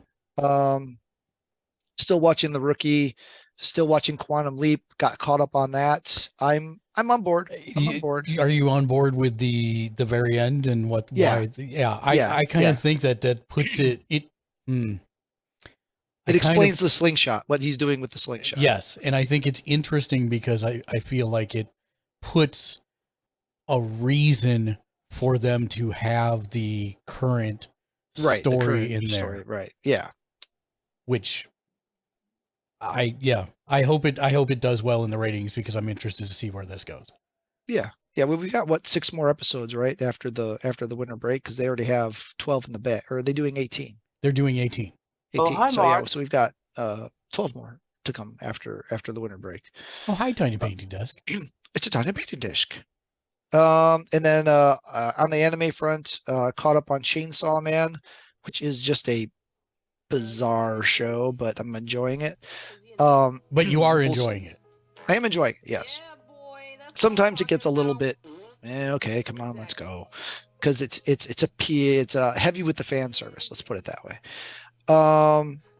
Metal Sear Garland. Metal Sear Garland. Metal Sear Garland. Wow, Mobile Suit Gundam. I can talk, I promise. Wow, that's what you were going for? Yeah, I was going for Mobile Suit Gundam. I thought you were going for Metal Gear Solid and just no. I don't know what happened with my brain to mouth there, but Mobile Suit Gundam, Witch of Mercury. I think it's finally making the turn I was hoping it was going to make. I'm enjoying it, not as much as I've enjoyed some others. I've been watching Mobile Suit Gundam Iron Blooded Orphans too. That one's really good. I really put off watching that one, and there's not a really good reason. So that's a really good, a darker. It's still following a bunch of kids, but when one of them is essentially. Did you watch The Expanse? Yes. So think of a 12-year-old Amos. No, thank you. Minus the brothel. Minus the brothel. Yeah. I was gonna say, does that include the brothel or not? No, minus the brothels. Okay, but basically, just doesn't have his own conscious or moral compass, and relies on someone else to basically tell him what he should and shouldn't do. Right. Yeah, and so that's kind of weird to have for your main pilot character. So it's different that way, but. And then Spy Family. I mean, I don't like comedies. This squarely falls in the concept of comedies, and it's an action comedy still, but it's still a comedy, and it's a slice of life too. It's like all the genres just thrown together. But yeah, it's a really solid one. Animation's really well done. I think you'd enjoy it. There's definitely some elements in there that I think you would. Been on my list, but. Like, I don't know how to say it. It hasn't, it just doesn't grab me looking at it, which is a horrible way to judge whether I'm going to like something. But I don't like, in most of the animes are multi episodes that requires a huge time commitment. And I'm like, I know everybody loves it. It's #1 on the charts and everything like that, but I just haven't taken the plunge on it yet. I might eventually. I mean, if I didn't know anything about it and I was just scrolling past the listing and saw a little bit of a trailer, yeah, it wouldn't have grabbed me either. I mean, this is basically a word of mouth for me, right? It's like, give it a shot. And it's like, yeah, okay, I'll give it a shot. And yep. By the way, did we talk about on the actual podcast that time I was reincarnated as a slime? Yes. Okay, I just wanted to make sure because I couldn't remember if we had or not. That's one that's on my list too, but that's like backlog 3 seasons now too. It's just like it is, but I will say that I think it's honestly probably next to Shield Hero for my favorite isekais. Nice. So I would recommend it if you have a chance to. Nice. And then gaming wise, there's been a bunch of different stuff going on, but really. Still haven't finished Returnal, and then God of War Ragnarok. We haven't talked about that yet.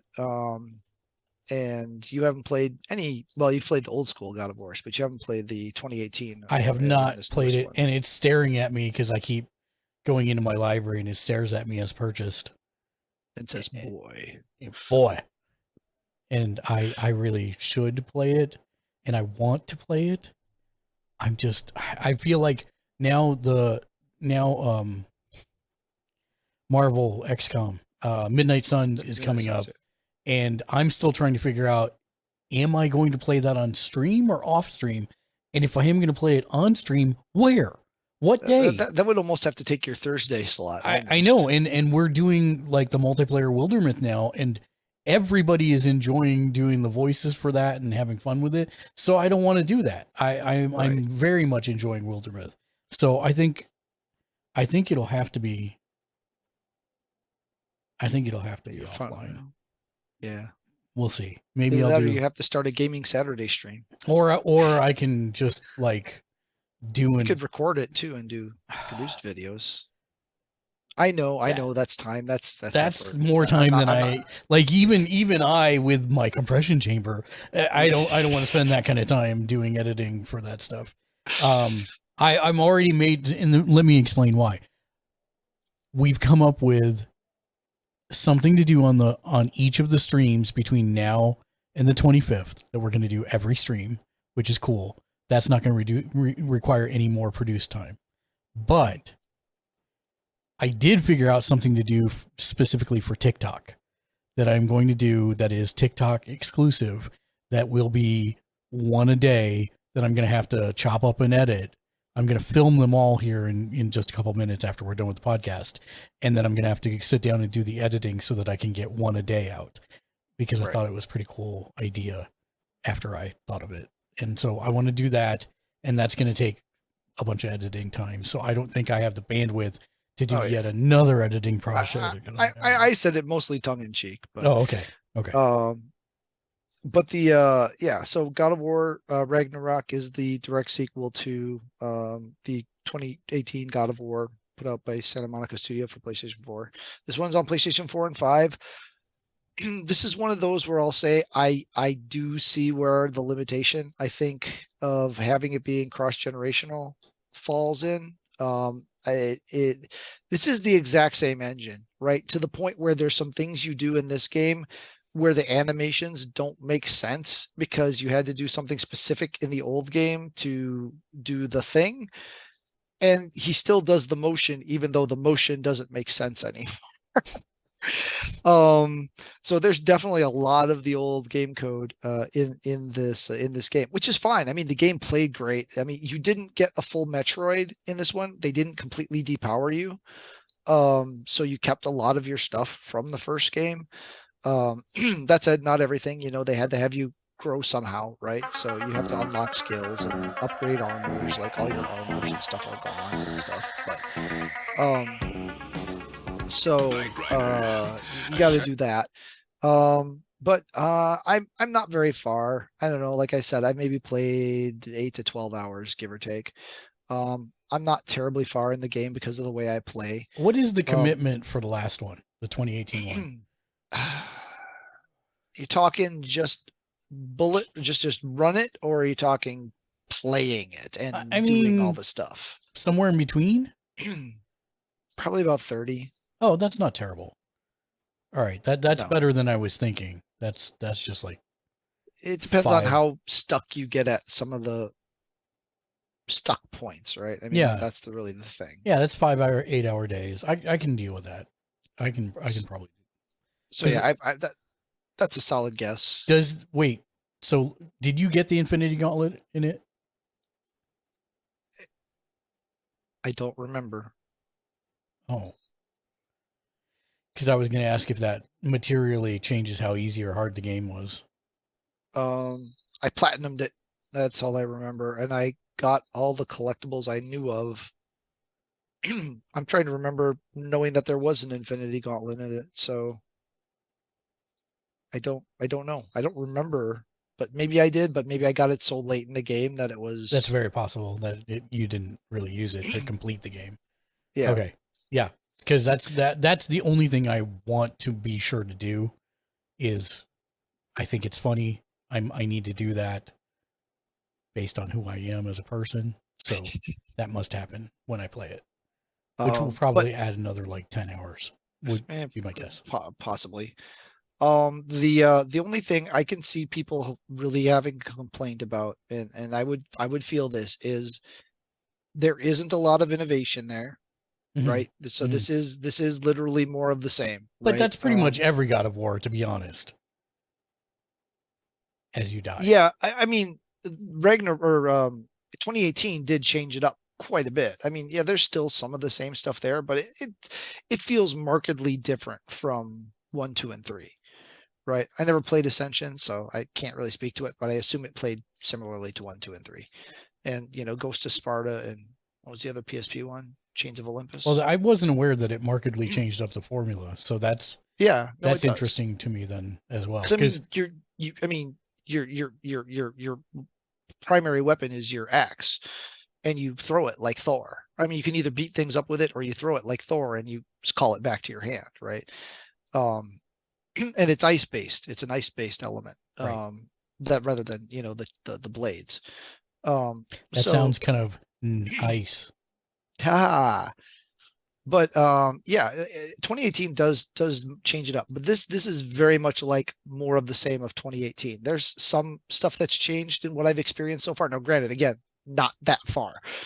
But overall, I can see that being a complaint that people could have if they have the big problem. If you liked 2018 and you're fine with experiencing more of that world and more of that gameplay, then you're going to be fine, because it's still the same challenge. It's still the same.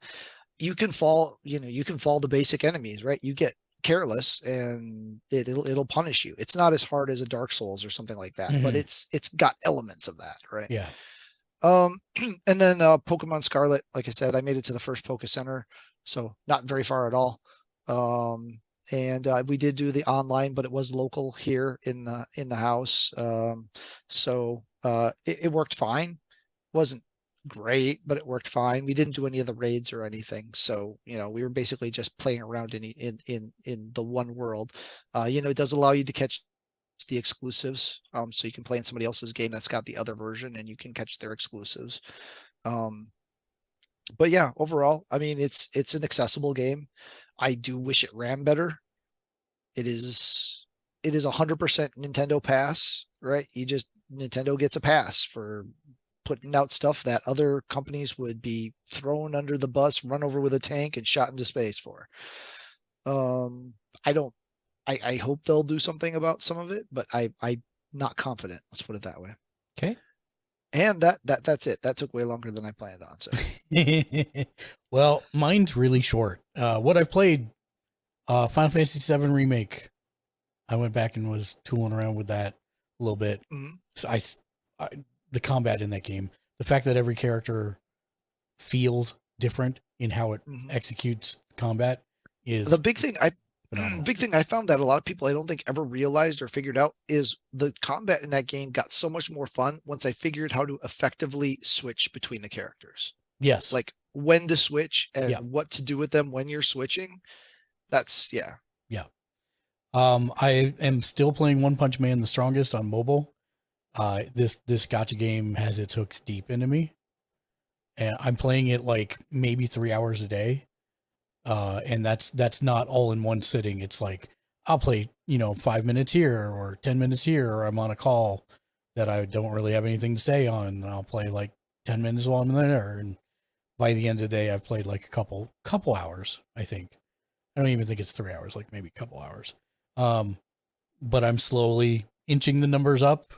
The whole team's getting stronger, and that means I can do more in the game. So that's kind of fun. Really enjoy it a lot. If anybody wants deep dive into it, we can do that at some point. Been playing Fortnite, to be honest. This season doesn't really have its hooks in me as much as I'm still enjoying playing the game. But the whole Chrome thing is like, It's okay. It's Splatoon movement and phasing through walls, and that's about it. I had more fun with helicopters. Yeah, I had way more fun with helicopters. So, do join us. The battle pass is the only thing that's keeping me playing because I still got to unlock that spider. Yeah. Do join us next Saturday, not tomorrow, but next Saturday, December 3rd at 1 p.m. Pacific for the Fortnite end event. We may need to push wrestling up a little bit if that's possible, Ken. We may need to do it like 11:30 so that I can get into the queue at 12:30 for the end event. Just as a FYI. Played D&D this week. We've been playing Star Citizen for about the last month. We have not had a podcast since I started playing it. I bought the game in 2016. I had loaded it up, and there was one city that was not fully functioning in 2016. The game now is an entire solar system, and it is fleshed out, and you can play it. And I will say that the gameplay loop is very fun. It is more of a sim. It's like somewhere between No Man's Sky and Elite Dangerous is where I would put it in that spectrum.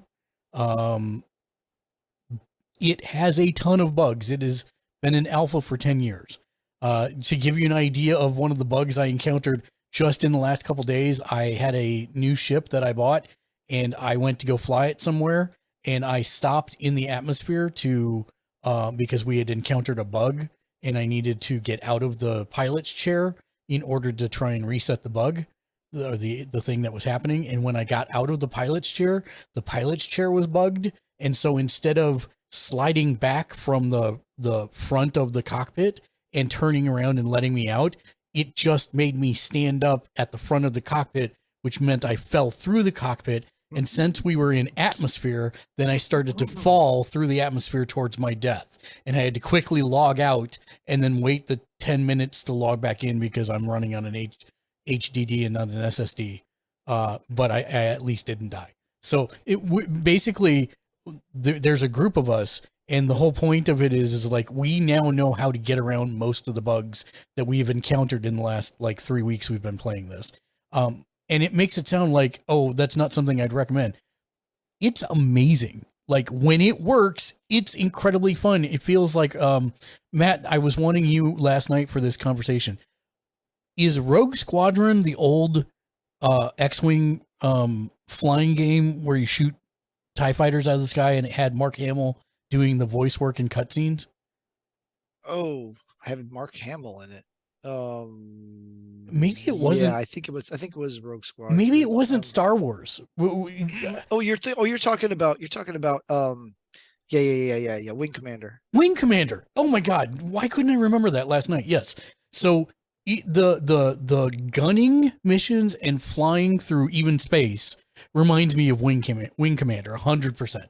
Like okay. It is totally Wing Commander. So it is like if you're in a turret on one of your ships, you are totally playing Wing Commander. Mm-hmm. And if you are flying, it feels like you're flying through the atmosphere even when you're in space. Granted, you can do all the space maneuvers, so you can like tilt, yaw and pitch or pitch and roll, whatever. But Brain of a Civ, yes, thank you, Ken. I appreciate you. 100%. And it's like, it's a lot of fun. And so playing like bounty missions where you got to go shoot guys out of the sky, that's a lot of fun. They have ground-based missions, which are, I mean, they're pretty much like Tarkov, I would say. And you can do it first or third person, your choice. Just if you want to see your HUD, then you gotta go into first person. So I mean, there's a there, right? And the game is super ambitious, and there's mining, and it's super pretty. Like the game is absolutely beautiful. There's cargo runs, there's delivery missions, there's going to planets and just looting them if you know where to look at certain stations. So there's tons of ways to make money in the game. But the point is that, you know, it's, can you get around the bugs? And the answer is you can, but you kind of have to be invested in it. And right now it is free to play. So you don't have to, normally you have to buy like basically this is the most expensive game ever made. It has $500 million in crowdsourced funding. Well, not all of it's crowdsourced, but a good chunk of it is, and counting. And normally you have to buy a crowdsourced starter pack in order to get a ship to actually start playing the game, which runs about $45, if I remember right. So that's your entry into the game, and you get a crappy ship, and then you have to use that crappy ship to get good things. However, the third day I was playing it, and this is how early some of their systems are. There's no record of financial transactions in the game. So someone donated like $60 million to me, 10 or 15 to Jimmy Julius, and 10 million to Kale. And so like we have no idea who. And so it's kind of interesting. I can't thank them because I don't know who it was, but they gave us a bunch of money, and we were able to buy all the ships we wanted. And in fact, I have the largest ship, which is basically it's the space love boat. It's a yacht. It's a super executive yacht, and it is the one that all streamers should be having because it's hilarious. It is so large, we got lost like 3 times in it and got fines for parking just trying to find the bridge so that we could take off in it. But anyways, it's very awesome. I really like the game. I really like their ambition for the game because it's pretty ambitious.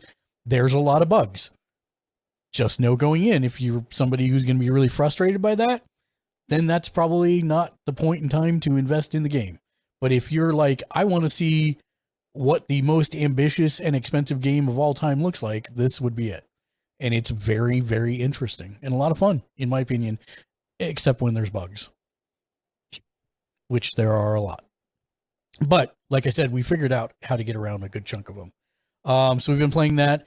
We started on Thursdays, Wildermyth, which is a amazing generational roguelike RPG, CRPG that's really heavy on story and choices. And we even brought in a professional voice actor to do it with us. And we've all been having a lot of fun with it. So it's been a lot of fun. So make sure you check that out. And that's on Thursdays at 7 p.m. Pacific, 9 Central, 10 Eastern. I think that's it for all I've played. I really haven't played much more than we've been doing on stream. I've been playing Star Citizen in the evenings afterwards. As far as watching, that we didn't play that, but I will announce that. That is a good point. I will announce that, Jimmy Julius. Thank you. Dark and Darker is a Tarkov template applied to first-person D&D dungeon crawling. And we got into the alpha for it on the last day of the alpha, the last time they had one. They are having an alpha on December 16th through the 24th. The channel will be converting to a Dark and Darker channel. Every day will be Dark and Darker from the 16th to the 24th. So if there is a podcast scheduled on that day, it will be pushed back to the following week or 2 weeks from then because it will be Dark and Darker. Fun with Friends Friday will be Dark and Darker. You're welcome to join us. The good news is it's free, so anyone who wants to join us can. They just have to go to the Steam page, and when the alpha is live, apply to be let into the alpha. And if you do it early, then you should get in. We got instantaneous access at the end of it last time. So anyways, it's on Steam right now, Dark and Darker. Check it out. But that will be December 16th through the 24th. I think we have a podcast before then, actually. But I just want to... No. It will still do wrestling. We'll still do AEW Dynamite reactions. We'll still do Rampage on your channel, Ken. But that's it. All the rest of it will be Dark and Darker. We stay on task. We should have one on in 2 weeks, which would be the 10th. Yeah, 2 weeks. Okay. That's what I thought. I thought we had another podcast before then. So just FYI, heads up, that will be happening. We've been watching The Voice. I've been enjoying it. I'm a little sad that this is Blake Shelton's last season. Because even though I'm not a country fan, that guy totally has my sense of humor. And So yeah, I'll be sad when he's gone. I rewatched One Punch Man season 1 and 2. I don't know why. Just happened. Time compression. Time compression. Yeah. Makes you sloppy. AEW Dynamite, Rampage, Full Gear, the Full Gear pay-per-view. It was a good pay-per-view. Wasn't their best pay-per-view of all time, but it was a very solid pay-per-view. I'm thinking about what? I'm thinking about buying WWE 22 to do a federation. What am I thinking? I tried the trial. It's okay. I actually like 22. I have no complaints about 22. And you could do a fed, an e-fed. I used to do that, and I fell down that rabbit hole, and that is not something I have time for right now, 100%. But that is something you could do as an e-fed if you wanted to, for sure, with WWE 22. That's all I've watched and played. Like I said, even in the last month, I've been a pretty dull boy. It's just been kind of the show stuff and then Star Citizen on the side, and that's been about the extent of it. Other than one thing that we do need to talk about. There is one other thing, and this will be what ends our discussion for the evening, and that is Black Panther, Wakanda Forever. Saw it opening night. You have seen it now, correct, Matt? Yeah, no, I was there opening weekend. Okay. I just forgot that was in our yes purview. Yeah. Yeah. So like this will be a non-spoiler review. I will say that was it a perfect movie? No. Was it a real good movie? Yes. 100%.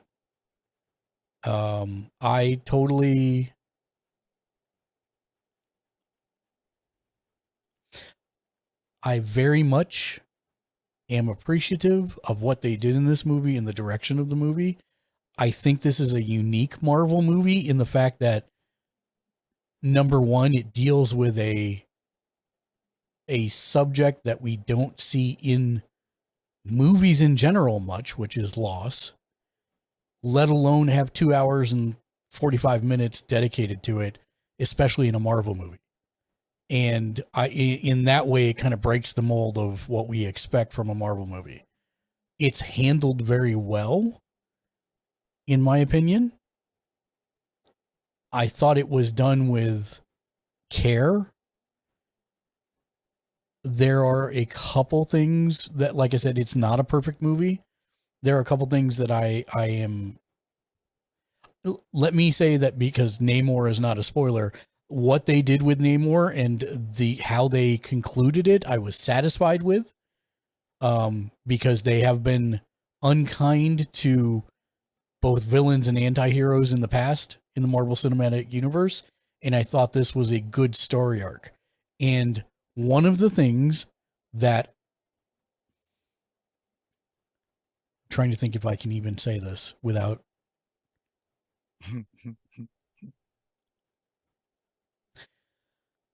Let me just say that generally people are trapped in their own bubbles.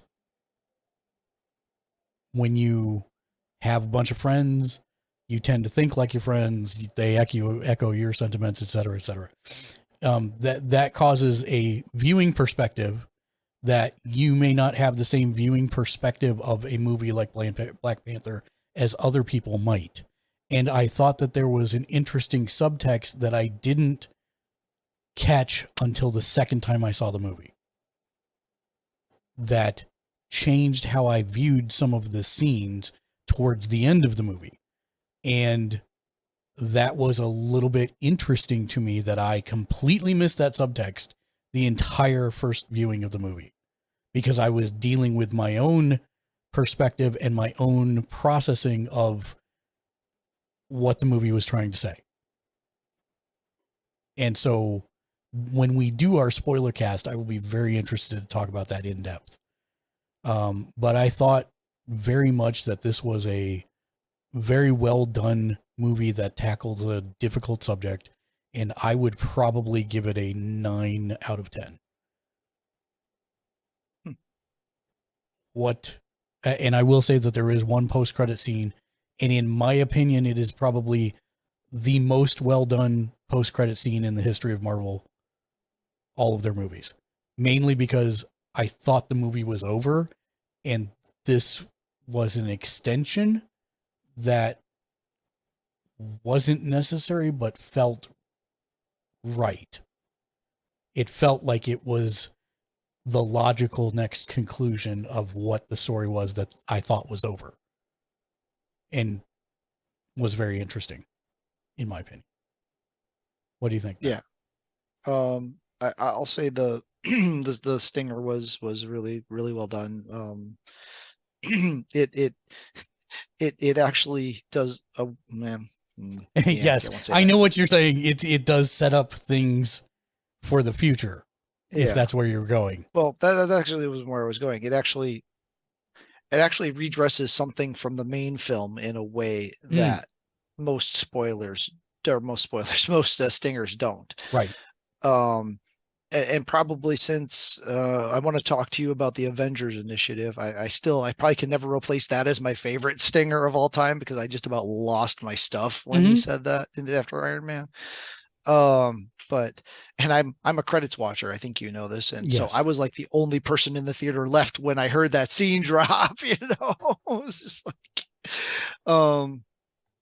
but I'm a little less well sold on it than you are.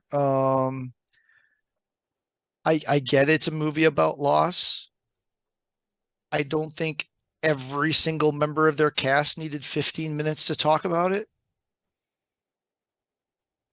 I get that that's going to be divisive because you don't want to exclude anything and you don't want to, but after a while, those kind of broke it up a little too much for me, right? I mean, I get it. I'm not saying I need action 24/7. It's got a nonstop move, but yes, there's loss. We're all dealing with it. It sucks. But I get what you're saying, but I felt like it was more than just, I felt like each cast member's arc, if you will, in this movie actually did add something to their character and wasn't just, oh, I'm sad. I get that it may have been too much, which I do agree with. Yeah. There's only long term, I think only one of those actually ends up paying off. Mm-hmm. Which I guess maybe that's part of it too, is it just feels like, oh, we went through all of these people doing all of this, and then it felt like we only had one payoff. Maybe that's part of it. I hadn't really analyzed that till I was just thinking about it right now. But overall, it's beautifully shot. It's beautifully written. You know, there were a couple of characters who could have just not been there, and it wouldn't have changed the film substantially. I was hoping when I saw one character was going to be in there, we were going to actually get some, like, I don't want to say resolution, but actually get something about the character, because up to this point we've gotten next to nothing, and nope, we still have nothing, which was frustrating. And I thought I agree wholeheartedly on that character's arc. It was that it was, like I said, when I said it wasn't a perfect movie, that was one of my also similar complaints, is that we got so little. That was just basically a, hey, this person's gonna be on Disney Plus eventually. Let's have a live action, advertisement for it. That's really what it was. Yeah. So and then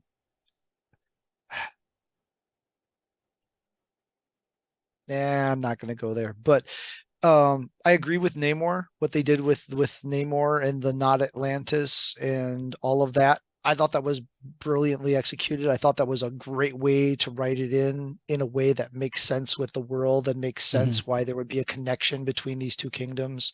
Yep.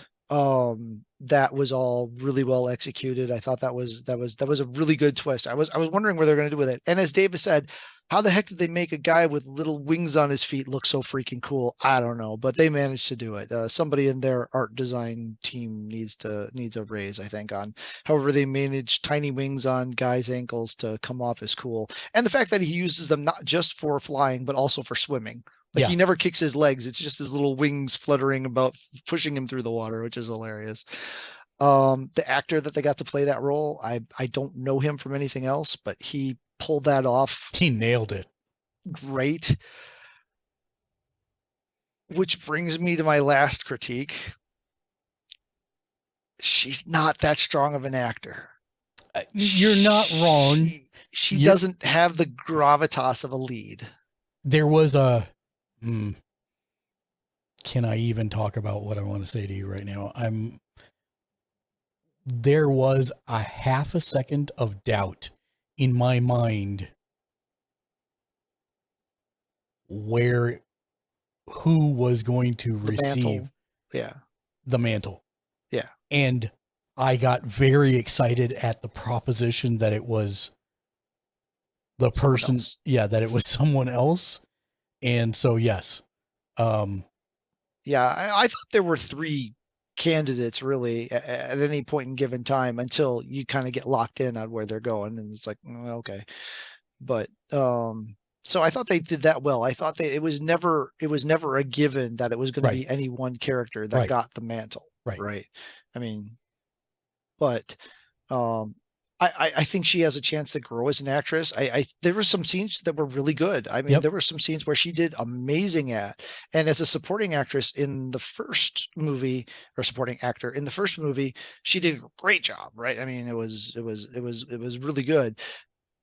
She's got a little bit of growth to do. I don't feel like she delivered on that role as well as it could have been. I guess the best thing I could say is it never took me out of the movie. I definitely noticed what you were talking about, but it never like got to the point where I was like, oh, this is bad, or bad. It's not bad. It's just, she had big shoes to fill. Let's just put it that way. Right. I mean, that was going to be hard for anyone to pull into the lead following Angela Bassett. Except Angela Bassett. Yeah.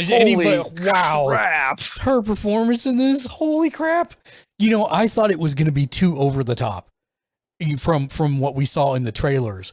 And I mean, like, I have never seen anyone dial it to 11 for so long and be so good. She's good. I mean, she is. Wow. That was just nuts for a performance, man. Yeah. Yeah. And for a superhero flick, right? I mean, most serious actors, are gonna kind of scoff at that, right? But no, she embraced it, and that was like chef's kiss.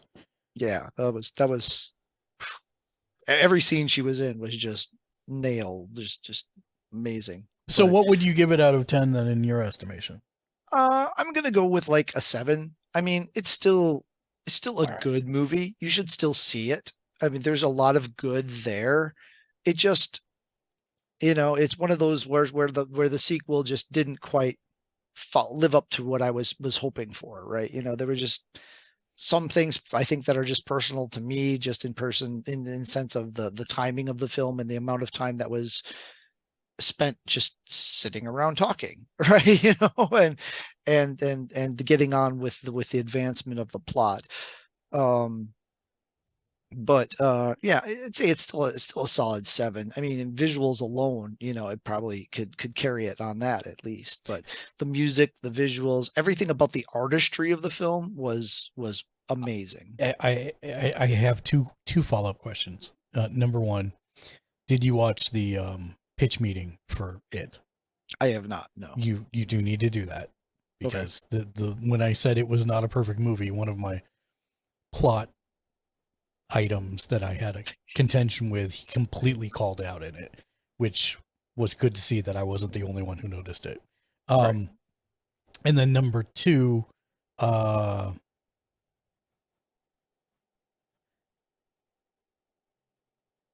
this was the end of phase 4, correct? Yeah, no way you would have ever known that, right? There's no capstone here. It's just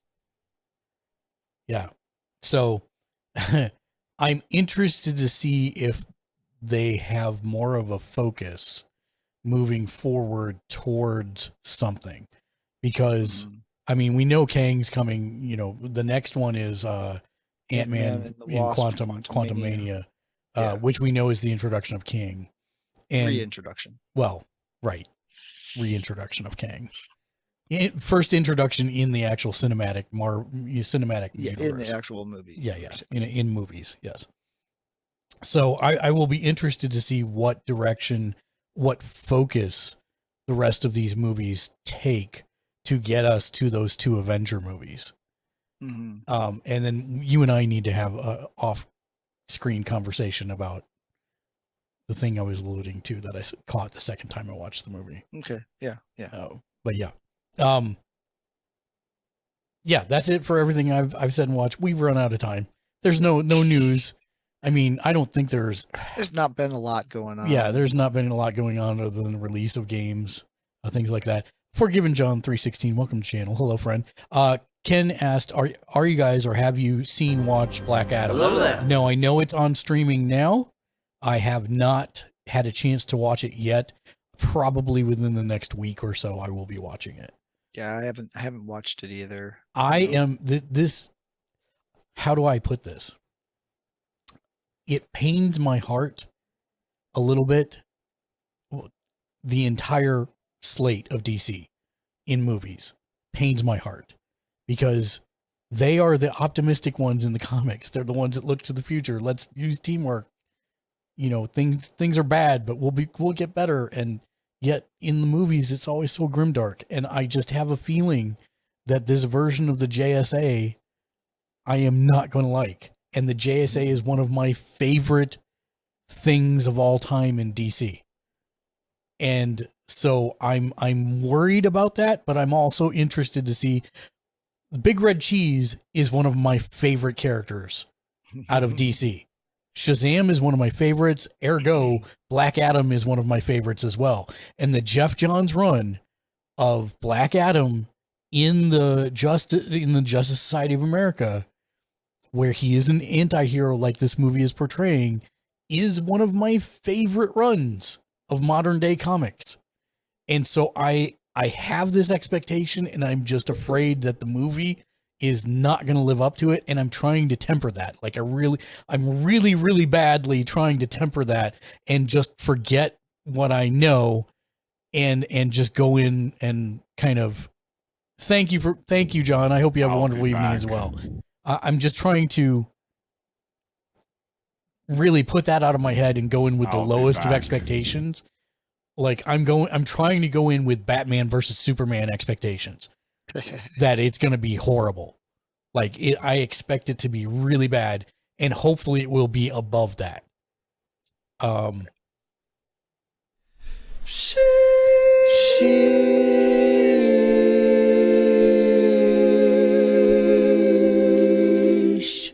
Thank you, Tiny Painting, guys. Oh, somebody put a thing in there. Yeah, we didn't really talk about this, and I guess this is one thing we could hit on quick since we're already on the subject, but James Gunn, yes, and the other dude whose name escapes me at the moment, taking over the DC movie studios. It's not Jeff Johns, so I'm very I mean, cautious. I do like James Gunn, and he has a certain sensibility. But Jeff Johns is the encyclopedic heart and soul of the DC Comics universe. If he was the guy doing it, I mean, think back to Flash season 1, episode 1. That felt like the Flash because he wrote it. Mm-hmm. And I don't understand WTF is DC doing. Why can they not collectively get their heads out of their butts and look to the comics to see what was good and what sold good? Oh, guess what? Jeff Johns is on every major crossover event and storyline that people love over the last 20 years. Get that man to go in there and oversee everything. I don't get it. And it's like, I'm not a genius. I'm just a guy who's read a lot of comics. And even I can see that he loves comics. He loves the characters. He does them well. He writes in the authentic spirit of the characters. That's what DC is missing and why they're not doing as well as Marvel in the box office. And yet they refuse to put together a universe where things matter and things are connected. It boggles my mind. Marvel is the place that continuity doesn't matter in the comics. Marvel is the place where like it's grimdark all the time in the comics. It's a world you'd never want to live on. And yet here we are, they have like a Valiant level cinematic universe where one thing, somebody sneezes in a Disney Plus TV show and is referenced in the movies. It's like, what is going on? I don't get it. I want DC stuff to be so good, and it's so bad. It's so bad because they don't honor the spirit of the characters. Wonder Woman, first Wonder Woman movie, Patty Jenkins, all you. Wonder Woman 1984, just kill me. I mean, it was like, I gave that movie a 2 out of 10. I don't know if we ever talked about it on the thing. Oh, wow. I don't think we did. Oh, I think I remember that. God, it's horrible. I do need to watch the last Batman, Dragadan. 100%. It's been on my list. The Batman's good. Yeah. It's been on my list. I just haven't had time to watch it. I've heard nothing but good things about it from comics friends. So that's one I'm looking forward to. But man, Wonder Woman 1984, just that was bad. Like plot inconsistencies, plot holes. Just, it's horrible. And again, this I can't fault the actors. They can only work with what they're given. But man, this was real bad. I would not recommend that movie to anyone, anywhere, at any time. I mean, unless you hated them. Listen, the spoiler embargo for this is way up. So I'm going to tell you now. So you're telling me that someone who wished for their terminally sick parent to be healed has to give up their wish? They're not going to do that. So the whole ending is stupid and doesn't even make sense. No, there's no way it would ever happen. And so it's like, oh geez, man, that's the least of my problems with that movie. Just, I mean, I don't even want to talk about Chris Pine's character at the beginning there with consent issues and all kinds of, just wow. I have never been so gobstruck. I was so looking forward to it because they did such a good job with the first movie that I did not think I didn't think they could derail it that badly in that short amount of time. I was literally face palming within the first 15 minutes of it. And I never really I kind of watched it from in between my fingers because I was so flabbergasted. Just that movie is not good. No one should ever watch it. It's still not as bad as Manos Hands of Fate, but it is very bad. Very bad. Yeah, I didn't enjoy it. No. At least they didn't eat it. I will say the Linda Carter thing, that was a great. Oh yeah. I mean, that was a great stinger. Too bad it was attached to such a terrible movie. Yeah. I still haven't watched Morbius and I never will. Morbius is quite a bit better than Wonder Woman. Wonder Woman 1984. Yeah, that tells me everything I need to know. I still don't want to watch Morbius. If it's made by Sony, I don't want to watch it. That's the short form. I have no confidence in them. They've not when they mucked up Powers, that was it. I was done at that point. That's fair. Let's go through the list of our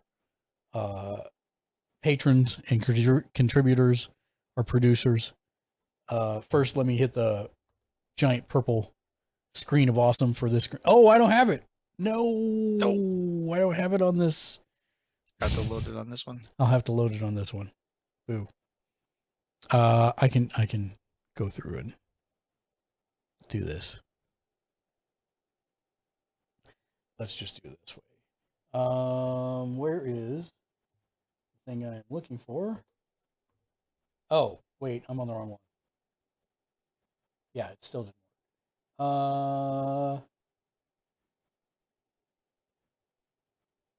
There we go. Nope, that's not going to work, huh? Great. I love it when a plan comes together. We'll do it by hand. Hold on. My button's not for it. It is not working, so I'll have to do it by hand. There we go. If you're watching this on YouTube, make sure you hit that like, subscribe, and of course the bell icon to be notified whenever we upload new content, which is every single day of the week. bit.ly/mechanicsgl will get your name on every single show we do. Thank our bossest of boss producers, one of which I do need to add to this list this weekend. It's one of my editing projects. The official egg roll should be on our boss producers list as well. Nice. So thank you. We actually read every single person on our producers list at this point in the show. Every time we do one of these, because you guys are awesome, and without you, we couldn't do what we do. So thank you to Mr. J Nice ×2, Axe Thompson, Nomish Lee, Lexi, Shank the Noob, Mark Zedmom, Tim Paget, Kazoo, Dragadan, Twisted Ginger 25, Wolf's Gun, Nafam Official, Kokeshi Ken Media, Lost Harlequin. Oh, you're already there, Eggroll, the official Eggroll TV. You were already a boss producer in my heart, and you're a boss producer anyway. So there you go. And Neo Sapien. These guys go above and beyond, as well as the rest of our Twitch mechanics and Patreon producers, DMS Creations, Peter Cajero, Billy Frog, Dance Commander Raimi Becker, Arturo Gonzalez, Bushman, Inuyu Wolf, Jimmy Julius, Mark Johnson, Eric the Amazing Luna, John O'Callahan, June Kuribayashi, John Hewlett, 2 times Academy Award nominee Patrick Tubach, which I still need to call, Letty the Yeti, USMG Valorfall. He left. Did I tell you that? I know. Yeah, I knew. Yeah, I saw it on Facebook. He's working for Epic Games now. Yep. I'm wondering if he's doing the cutscene work for Fortnite or for something else. Or for something else. I gotta catch up with him. Letty the Yeti, USMG Valorfall, Tracy Fuller, Dave Butler, Michael Sims, Mark Huey, Nick Nevels, Kevin Rollins, That Kid Named D, ID Nippleduck, Dark Razored, as well as Transition. Eventually. There we go. Trial Access, Rush Monk, Bearden, Bakery Crew Ken, Strong Bad Merc, Ghost Zero, Scotty's on Fire, Rusty Haggis, No Novocaine, Dave 934, Jimmy Julius, TJ Leclerc, Meep the Bunny, The Shaky Dragon, Family Bloom, Mafia 6869, Hey Matt Man, Slowbake, AK Yuri, Bourgeois, Jag Leisure, Sleep Deprived, DMDM Studios, Habitual Kiwi, Bigman Rosa, URCEO, Chocobo Butt, Golden Hash Brown, Straw Bee, Sir Ironblood, as well as Jersey the King, Luigi Cat Woodhouse, Band Reaper 97, Kato.jpg, Ciunido.ttb, Nautico Love 123, Bosch 721, The Two Nicks, Awesome Jen, Prophet Profanity, Evelyn 03, Habitual Kiwi, Chupa Thingy 7163, G Boys, Ninja Ninja 07, Cryo the Adventurer, Forever Sammy, Havoc, It's Bubbles 420. I appreciate all of you very much. We all do appreciate you very much. And thank you for being awesome and being the rock stars you are. And thank you guys for coming and watching and being rock stars with us. We're going to raid out to somebody. I'm going to see who's on. Who is on right now? Show more. I think we're going to take the raid over to Habitual Kiwi. We haven't jumped over there for a little while.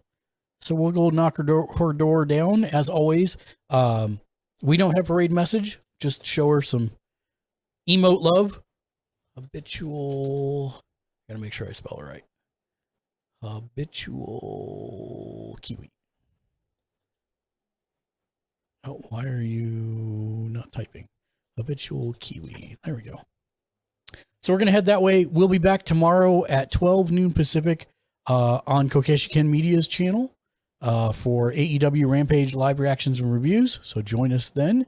Matt, thanks for joining us tonight. Ciuni, thank you for joining us. Everybody, until next time, be excellent to each other. And of course, game on. Game on.